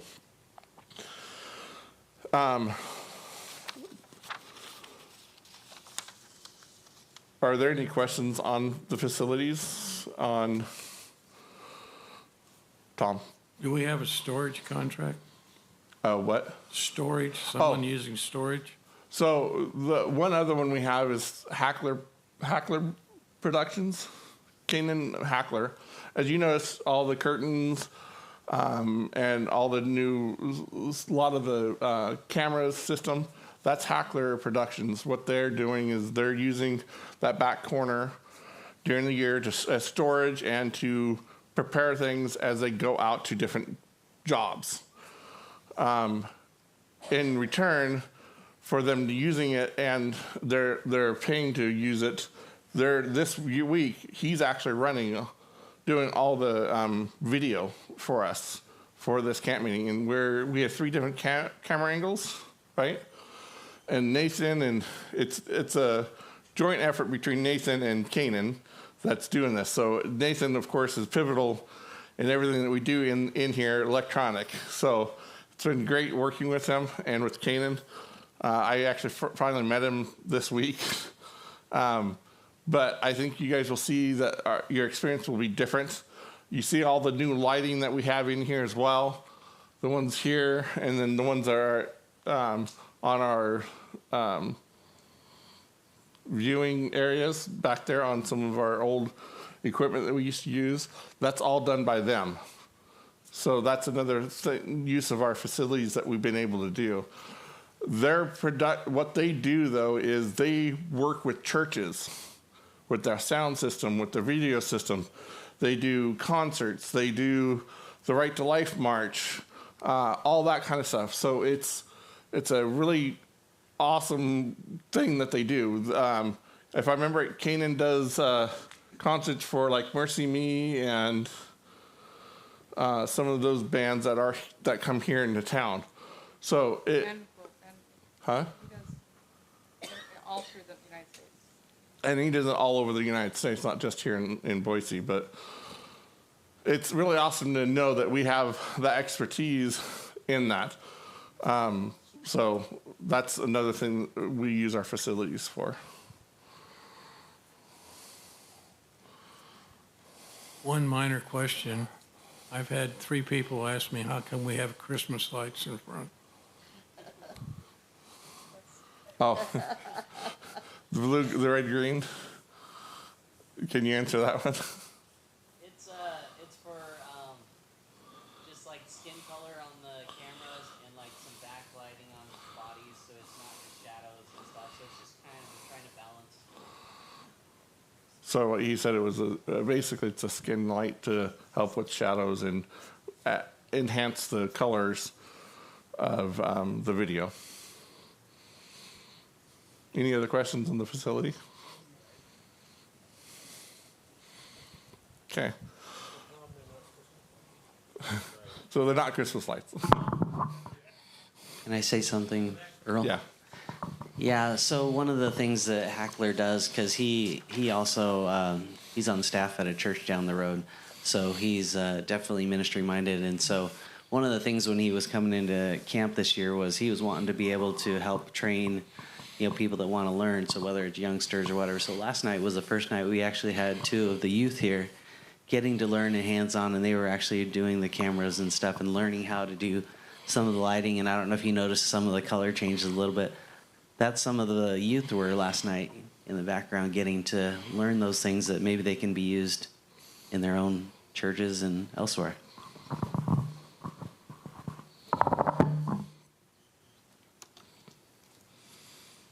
Okay, are there any other questions or comments for the facilities?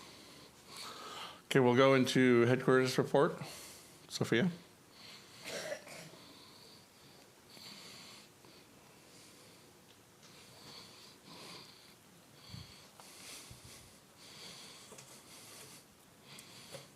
I'll add to the facilities usage also.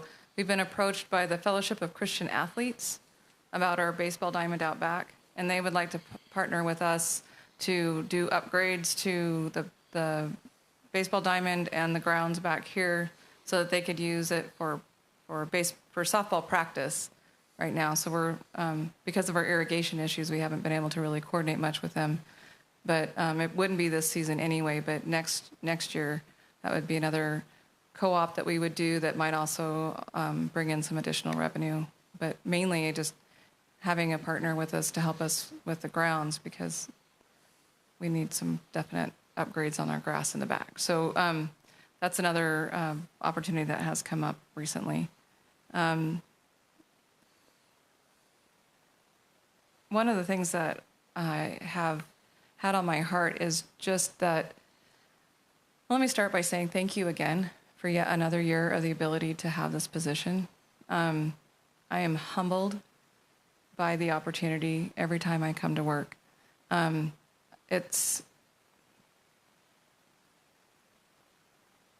has opened up so many different things through the last few years. It's hard to believe that it was 2015 when I sat and was the first time I was a secretary for the business meeting, and what the Lord has done and the things that I've gotten to be part of and to join him in the work that he's doing. And it's beyond words. And if I could, I wish there was more that could be here to get to do what we do here. But one of the things that's happened is growth, in the sense that our website is actually getting a lot more traffic than it was before, which is wonderful and amazing. What it's also doing, though, is we're getting a lot of requests international, and that's putting a lot of pressure on Jonathan and Steve to, take time out of their already busy schedules to try to make those communications and connections happen. And then also, we're an international organization. Now, granted, the majority of all of our pastors and the majority of all of our churches are in the United States, but we are, our mission statement is to be an international center for fellowship and learning.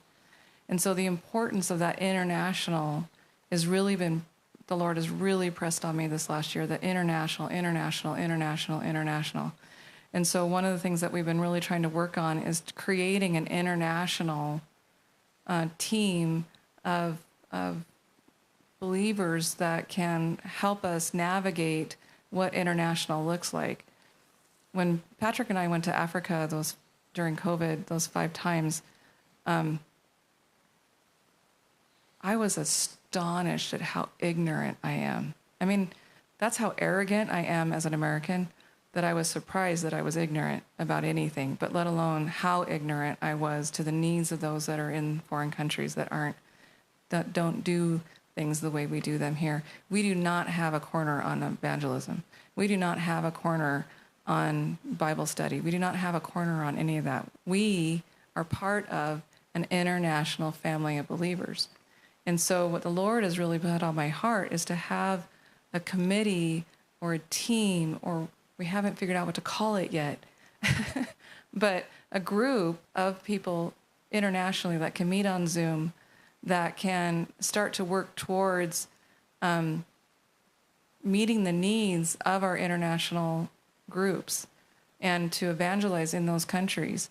And quite frankly, we need to learn how to evangelize in the United States again because of the state of our country. At the end of the day, it's our responsibility to be the ones out there evangelizing.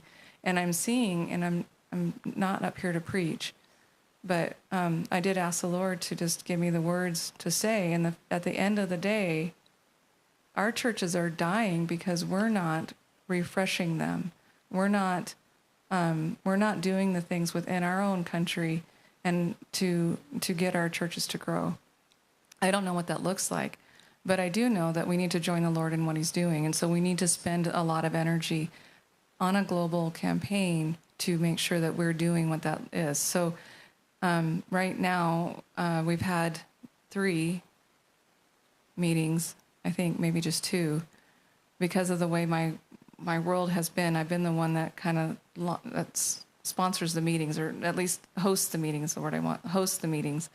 So we've had meetings with pastors from different countries, from Brazil, from Nigeria, from Kenya, from Rwanda hasn't been able to get on for very long, and St. Vincent Islands, and also Canada, and throughout the United States. We don't have anybody that we're working. Yes, we have, and we haven't been able to get Jamaica to really connect. Jonathan's been working on working with Jamaica, so that's something we need to pray about. Is because there's a lot of brothers. We were just recently contacted just a few weeks ago from a pastor in Jamaica looking for Bible study material. And there are churches in Jamaica that we send stuff to, but are they part of our discussions and our committees? And the answer is no. So it's not that they're not welcome, because they're very welcome. It's just a matter of getting God putting the right people, the right time to connect with the right people at the right time. So this international fellowship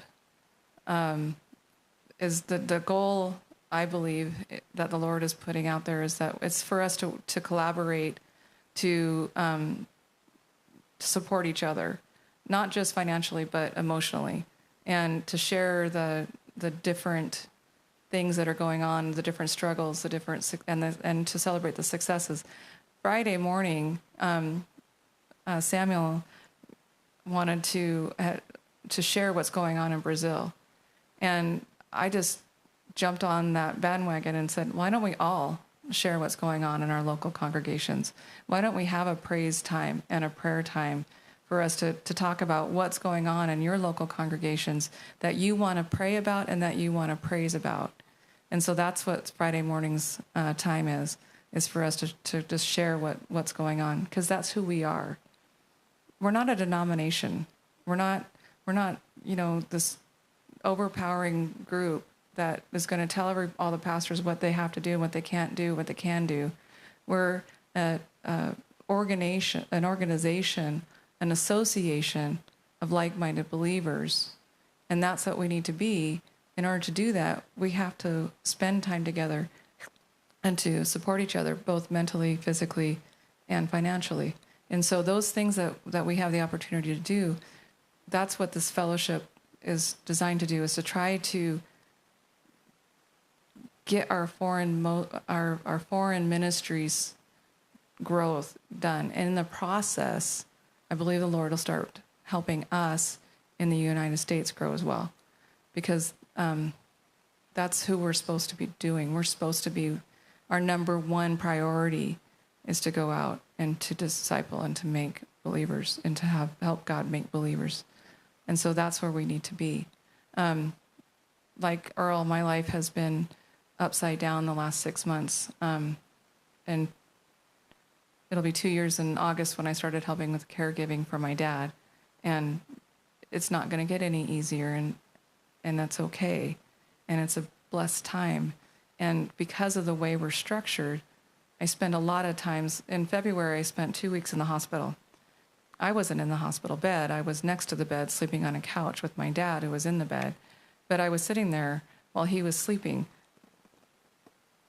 typing up notes, working on I actually wrote one of my Headquarter Happenings newsletters from that couch in that hospital room, because God has orchestrated a way for me to be able to do both simultaneously. And that is a miracle. 20 years ago, that wouldn't have happened. So I thank God for that. I thank God for your patience, for allowing me to have this position, even with all of the time constraints that I've had. But one of the other things that is a great need, and I'm hoping that this international fellowship can come together along and help and work together on, is the bucket ministry work that we had started back in 2017. We haven't done anything with that for several years. We support Josco as a missionary working with the bucket ministry in Nairobi. And that Kibera campaign that started with when Linda Palmer and Patrick and I, and the group that we went down with in December 2019, we were one of the first major distributions to the Kibera slums in Nairobi.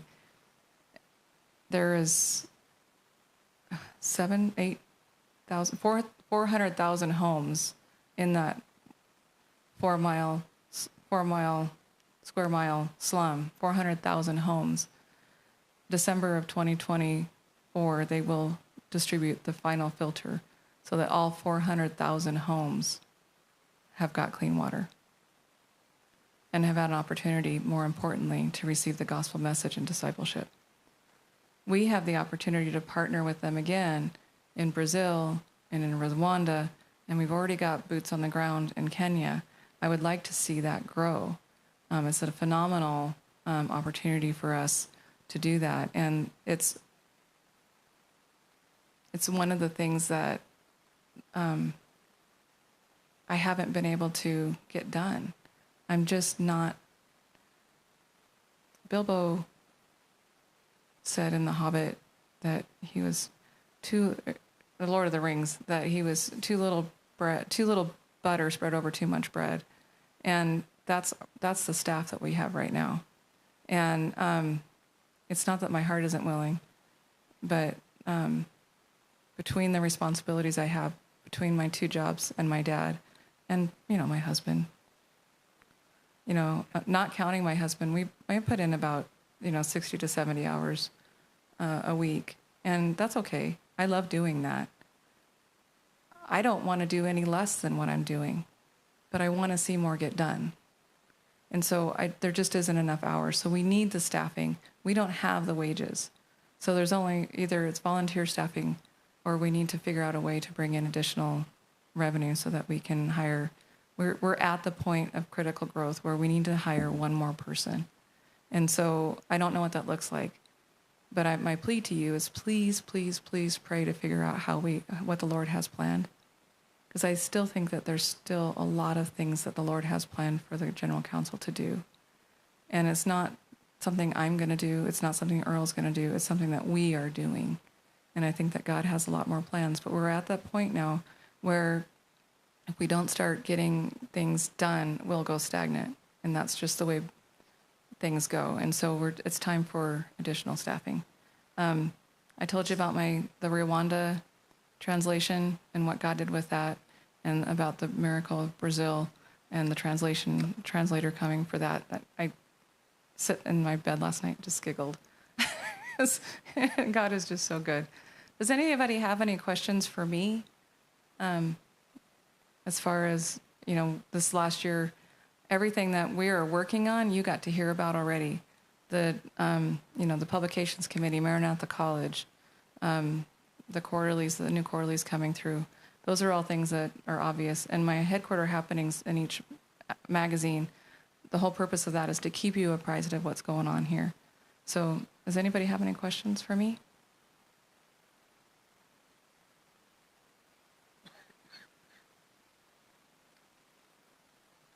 I got a comment I'd like to make, I guess.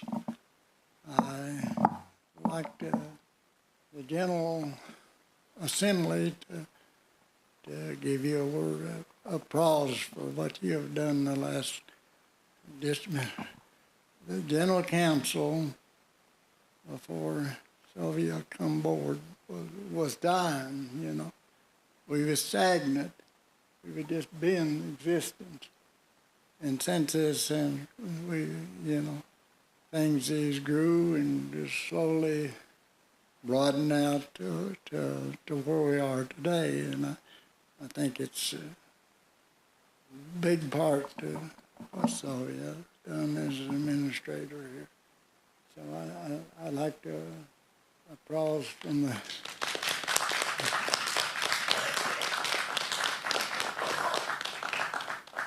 I really thank you for what you have done. Thank you. I got chewed out last night from Wes's wife for not accepting a compliment, so thank you. But I will say, all this has been done because I said yes when the Lord asked. So if all of us say yes when the Lord asks, what much more can we do? Thank you.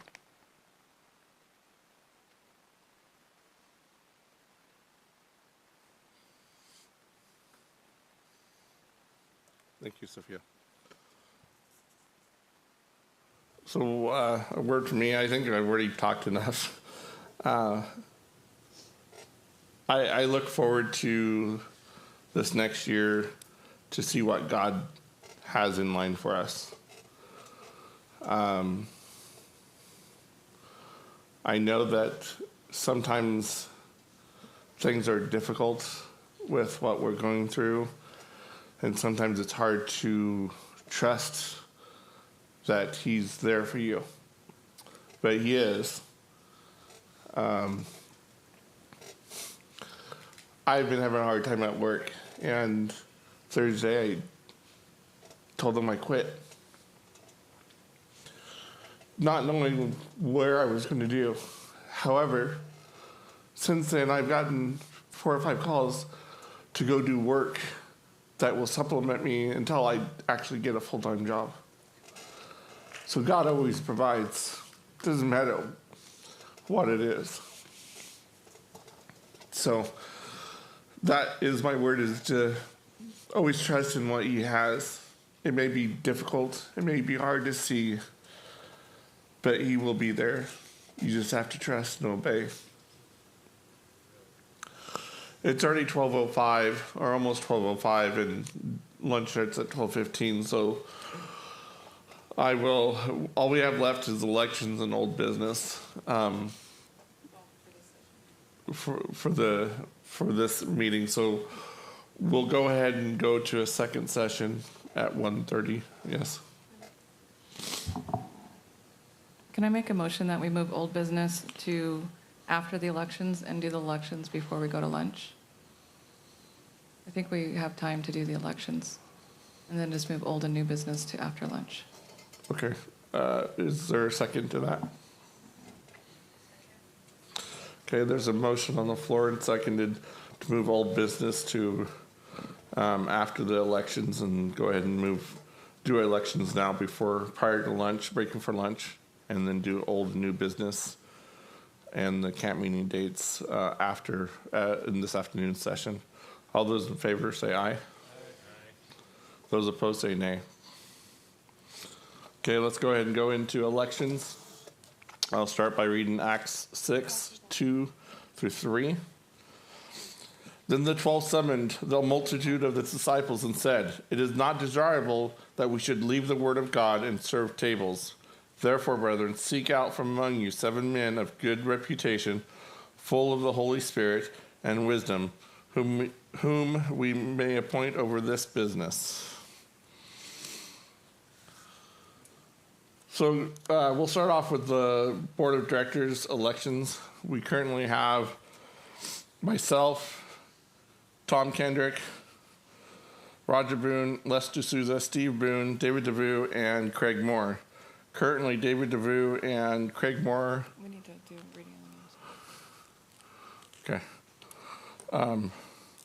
Their terms have expired. Before we open the floor for nominations, are there any new names to read?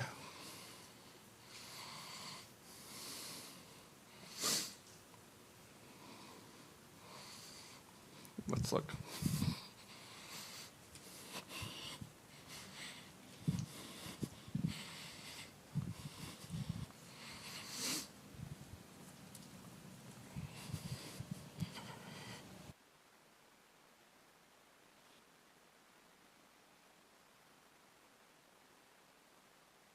We have no new names at this time, so we can move into nominations for the Board of Directors. So we have 2 positions open that are board member positions. I will open the floor to nominations.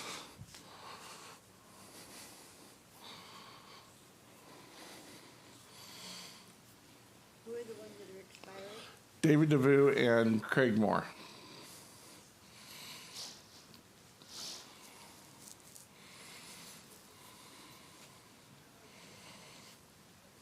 I recommend David Moore. David Moore? David Moore, do you accept the nomination? Okay.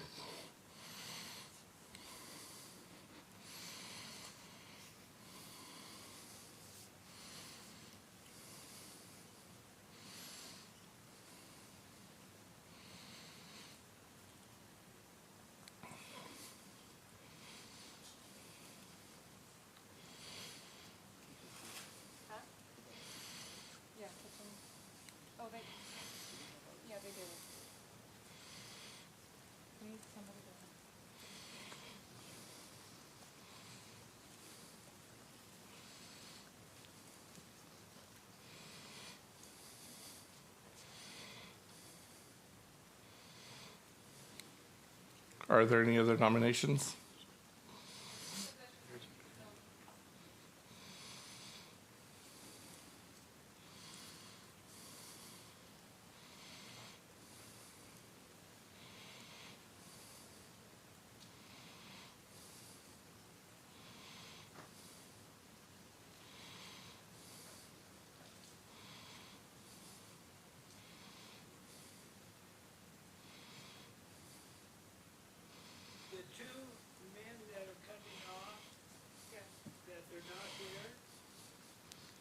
I have spoken to both of them.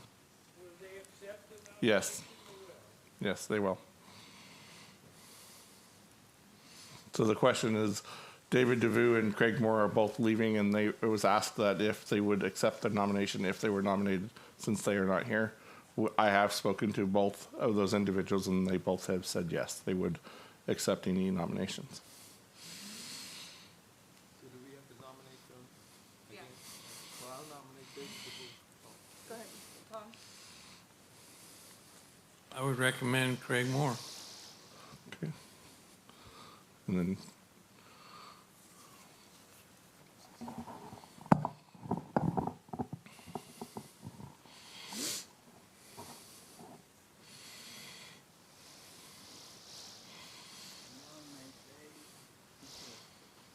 Dave who? Okay, we're ready.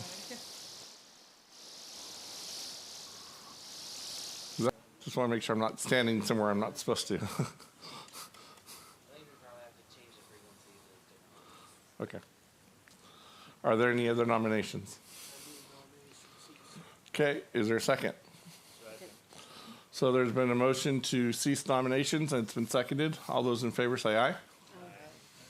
Those opposed say nay. Motion carries. So nominations have ceased. Vote for two. Yeah, vote for two names. So David Moore, David DeVue, and Craig Moore are the three nominees. Vote for two.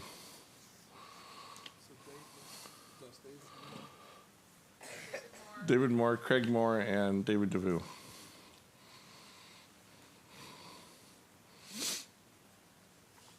And if we can have someone run over to the kitchen and the classroom, children's classes.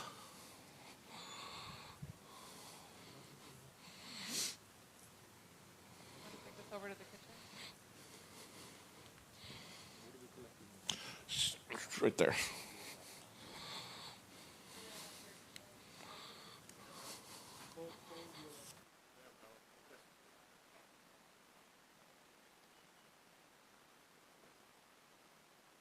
You fold your ballots in half. That way we can grab, take them.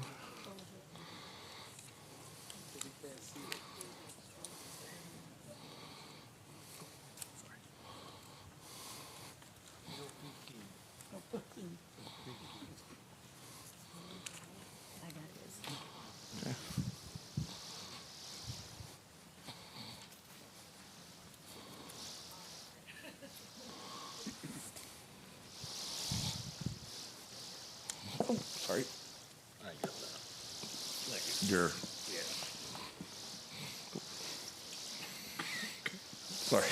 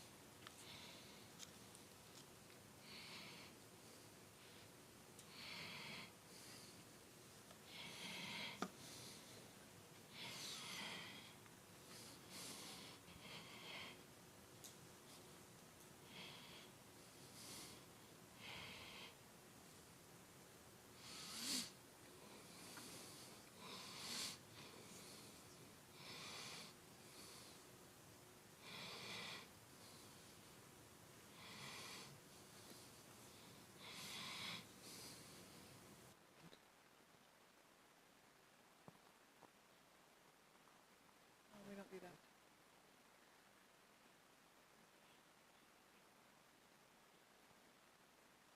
I've seen all the stuff she's done. I don't care for a lot of it. She does a lot of stuff that doesn't get approved by the board until after the fact. All this funding that goes on, she's already told those people. They get the funding and they get the vote.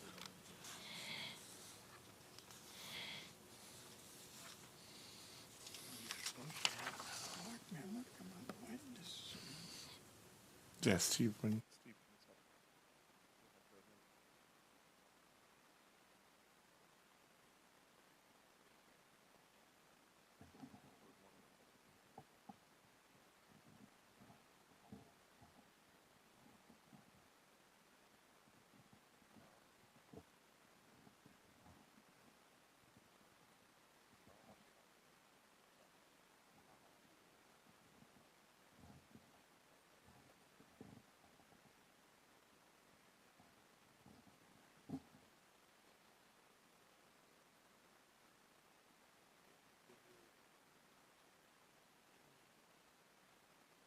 last year. Where's the other? No help.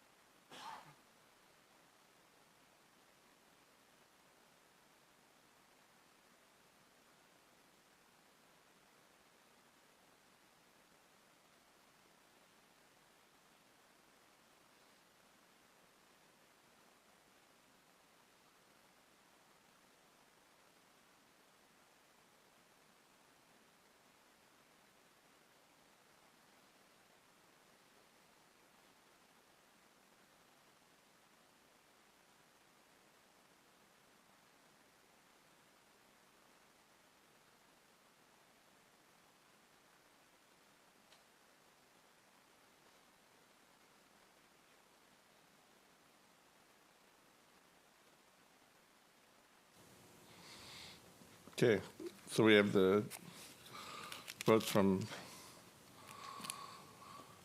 I'll need you to stay up here with me. So we have 2 board members.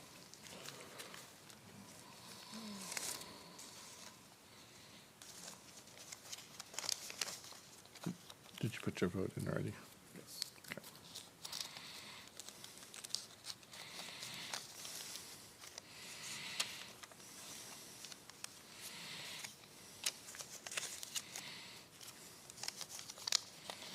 Okay.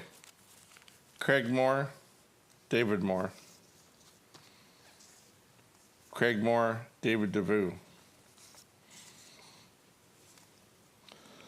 David Craig. Which David? Valid. But It's an invalid. the Craig one would still be valid, would it? David DeVue, Craig Moore. David Moore, Craig Moore. Craig Moore, David DeVue. David Moore, David DeVue. Craig Moore, David Moore. David DeVue, Craig Moore. Dave Moore, David DeVue.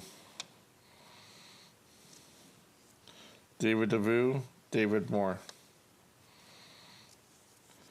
David DeVue, David Moore. David Moore, Craig Moore. David Moore, David DeVue. Craig Moore, David DeVue. David DeVue, David Moore. David DeVue, David Moore. David DeVue, David Moore. David DeVue, Craig Moore. David Moore, David DeVue. Craig Moore, David DeVue. David Moore, David DeVue. David Moore, Craig Moore. David Moore, David DeVue. David DeVue, David Moore. Craig Moore, David DeVue. David Moore, Craig Moore. David Moore, David DeVue. David Moore, David DeVue.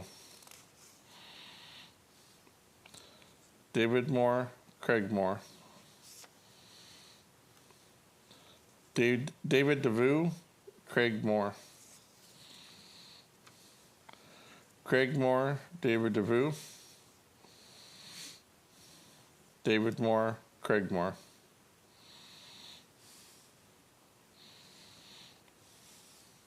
How many votes do we have?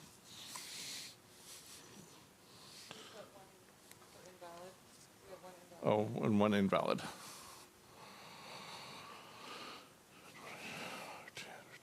So 22 for David Moore.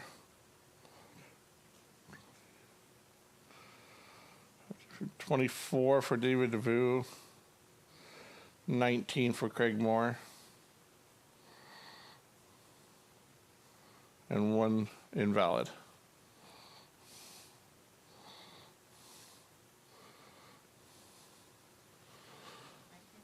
So it looks like David Moore and David DeVue. 31.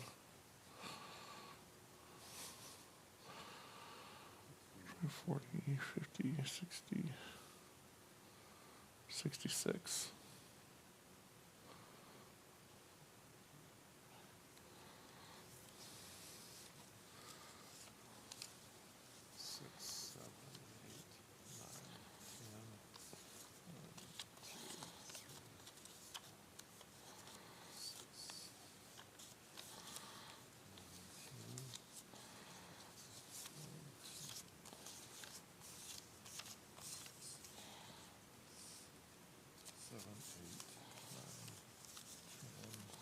Two and one. Yep.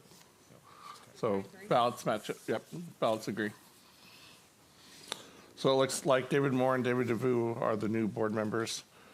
So their terms will start and end in 2027.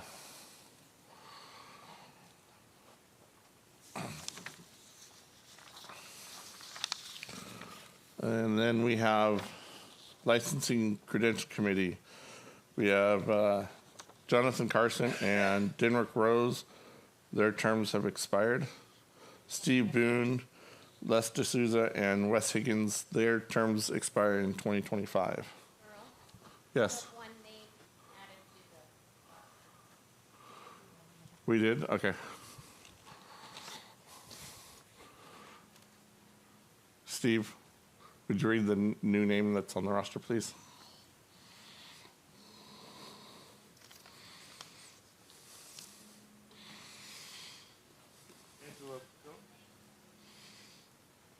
Angela Filia. Is there a motion? I'll make a motion to add her Angela Filiot to the registration. Is there a second? Oh, second? Okay. First, moved and seconded to add Angela Filiot to our voting members. All those in favor say aye. Those opposed say nay. Okay, motion carries. So license credential committees, we have two positions open, Jonathan Carson and Denrick Rose. They're 2-year terms.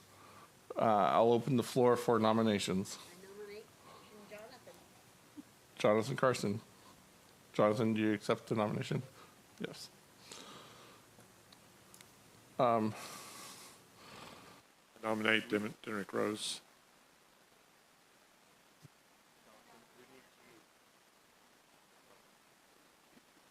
So you're the chair president right now. Do we vote for that position by itself, or do you guys do that internally?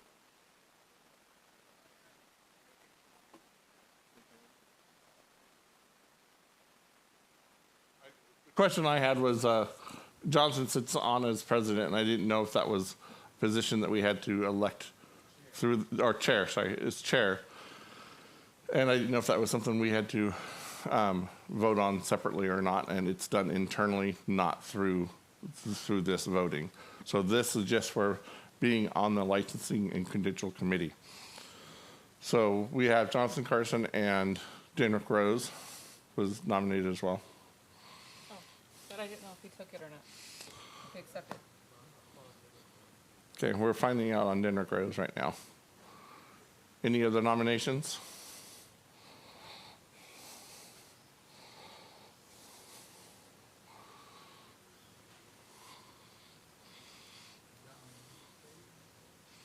Steve? He's already on it.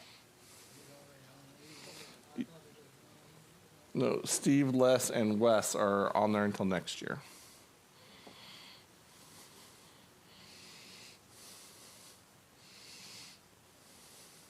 They don't have to be present to be nominated, we just need to be able to get a hold of them to see if they accept. So if there's anybody who's not here that you'd like to nominate to be on the committee, please say that, Tom. So if you are wanting to nominate someone, you can nominate them. And they don't have to be here. We just have to be able to get a hold of them to see if they will accept the nomination. Are they supposed to be a pastor to do it? The LNC, no.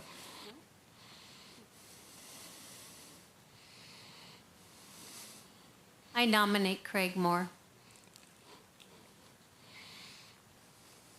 Do we know if he'll accept?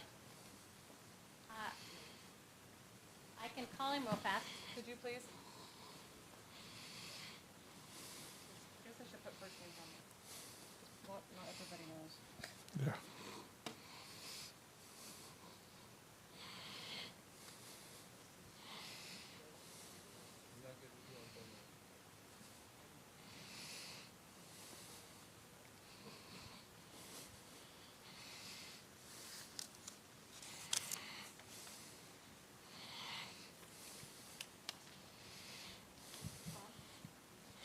I move that nominations cease.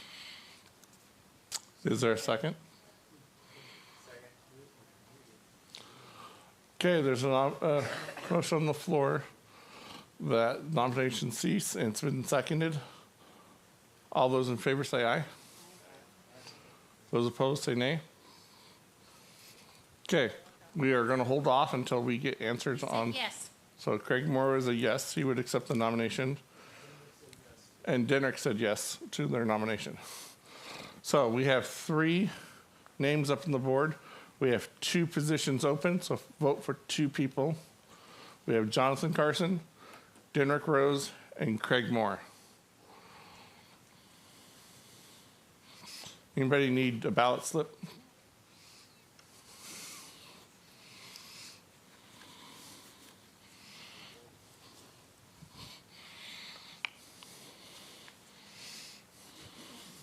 Make sure there wasn't anything in there.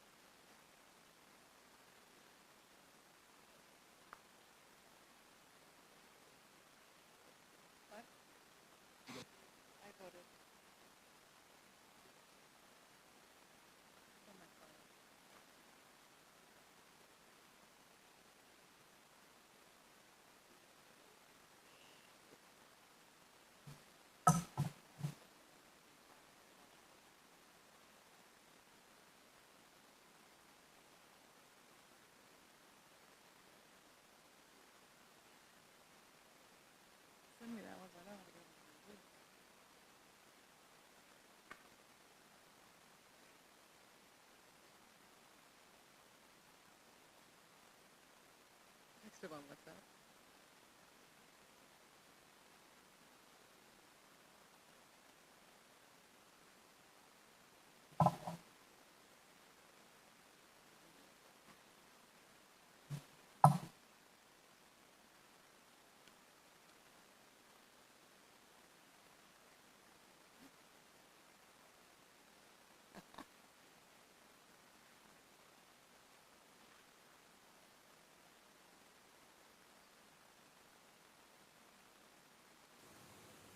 So I got asked a couple of times today about a vote for me, if I vote or not. I do not vote unless there's a tie.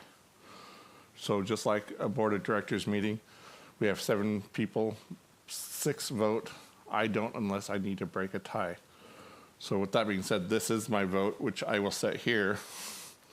So if there is a tie, you know that I'm not just changing my mind to how things are. So I just want to let you guys know that I don't vote unless there is a tie.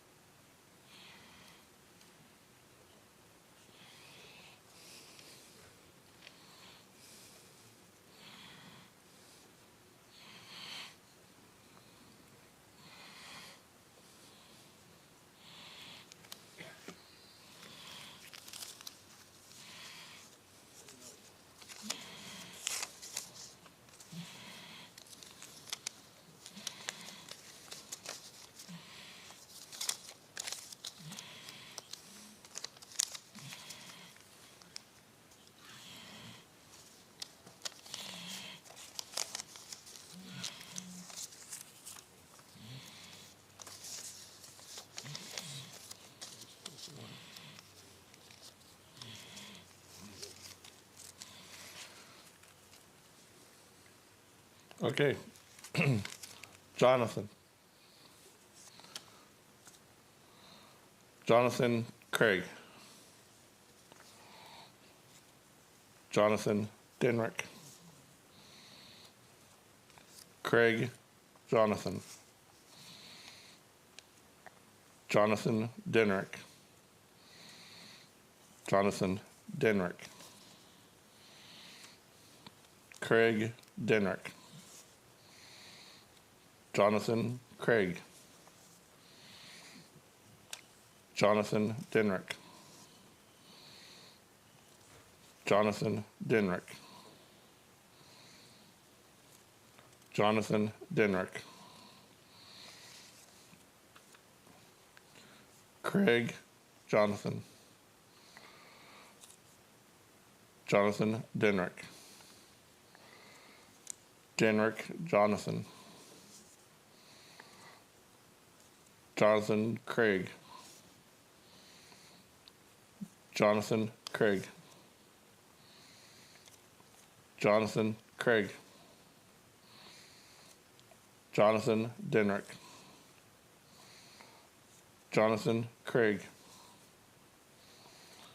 Jonathan Denrick.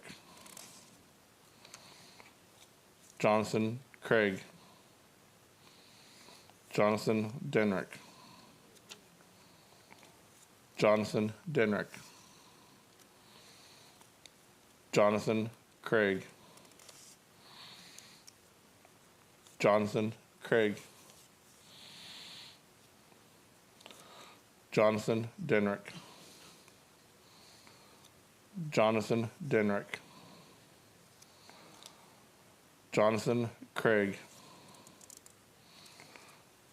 Jonathan Denrick.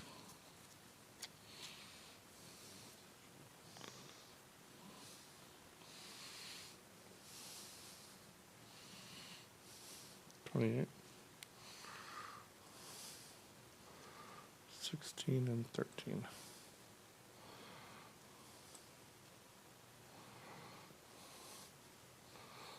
$20, 30,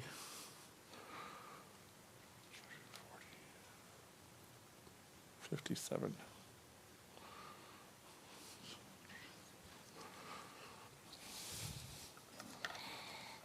I had 56 plus 6. Plus that one. It's 57. Okay, so the ballots match up. So Jonathan Carson and Denrick Rose.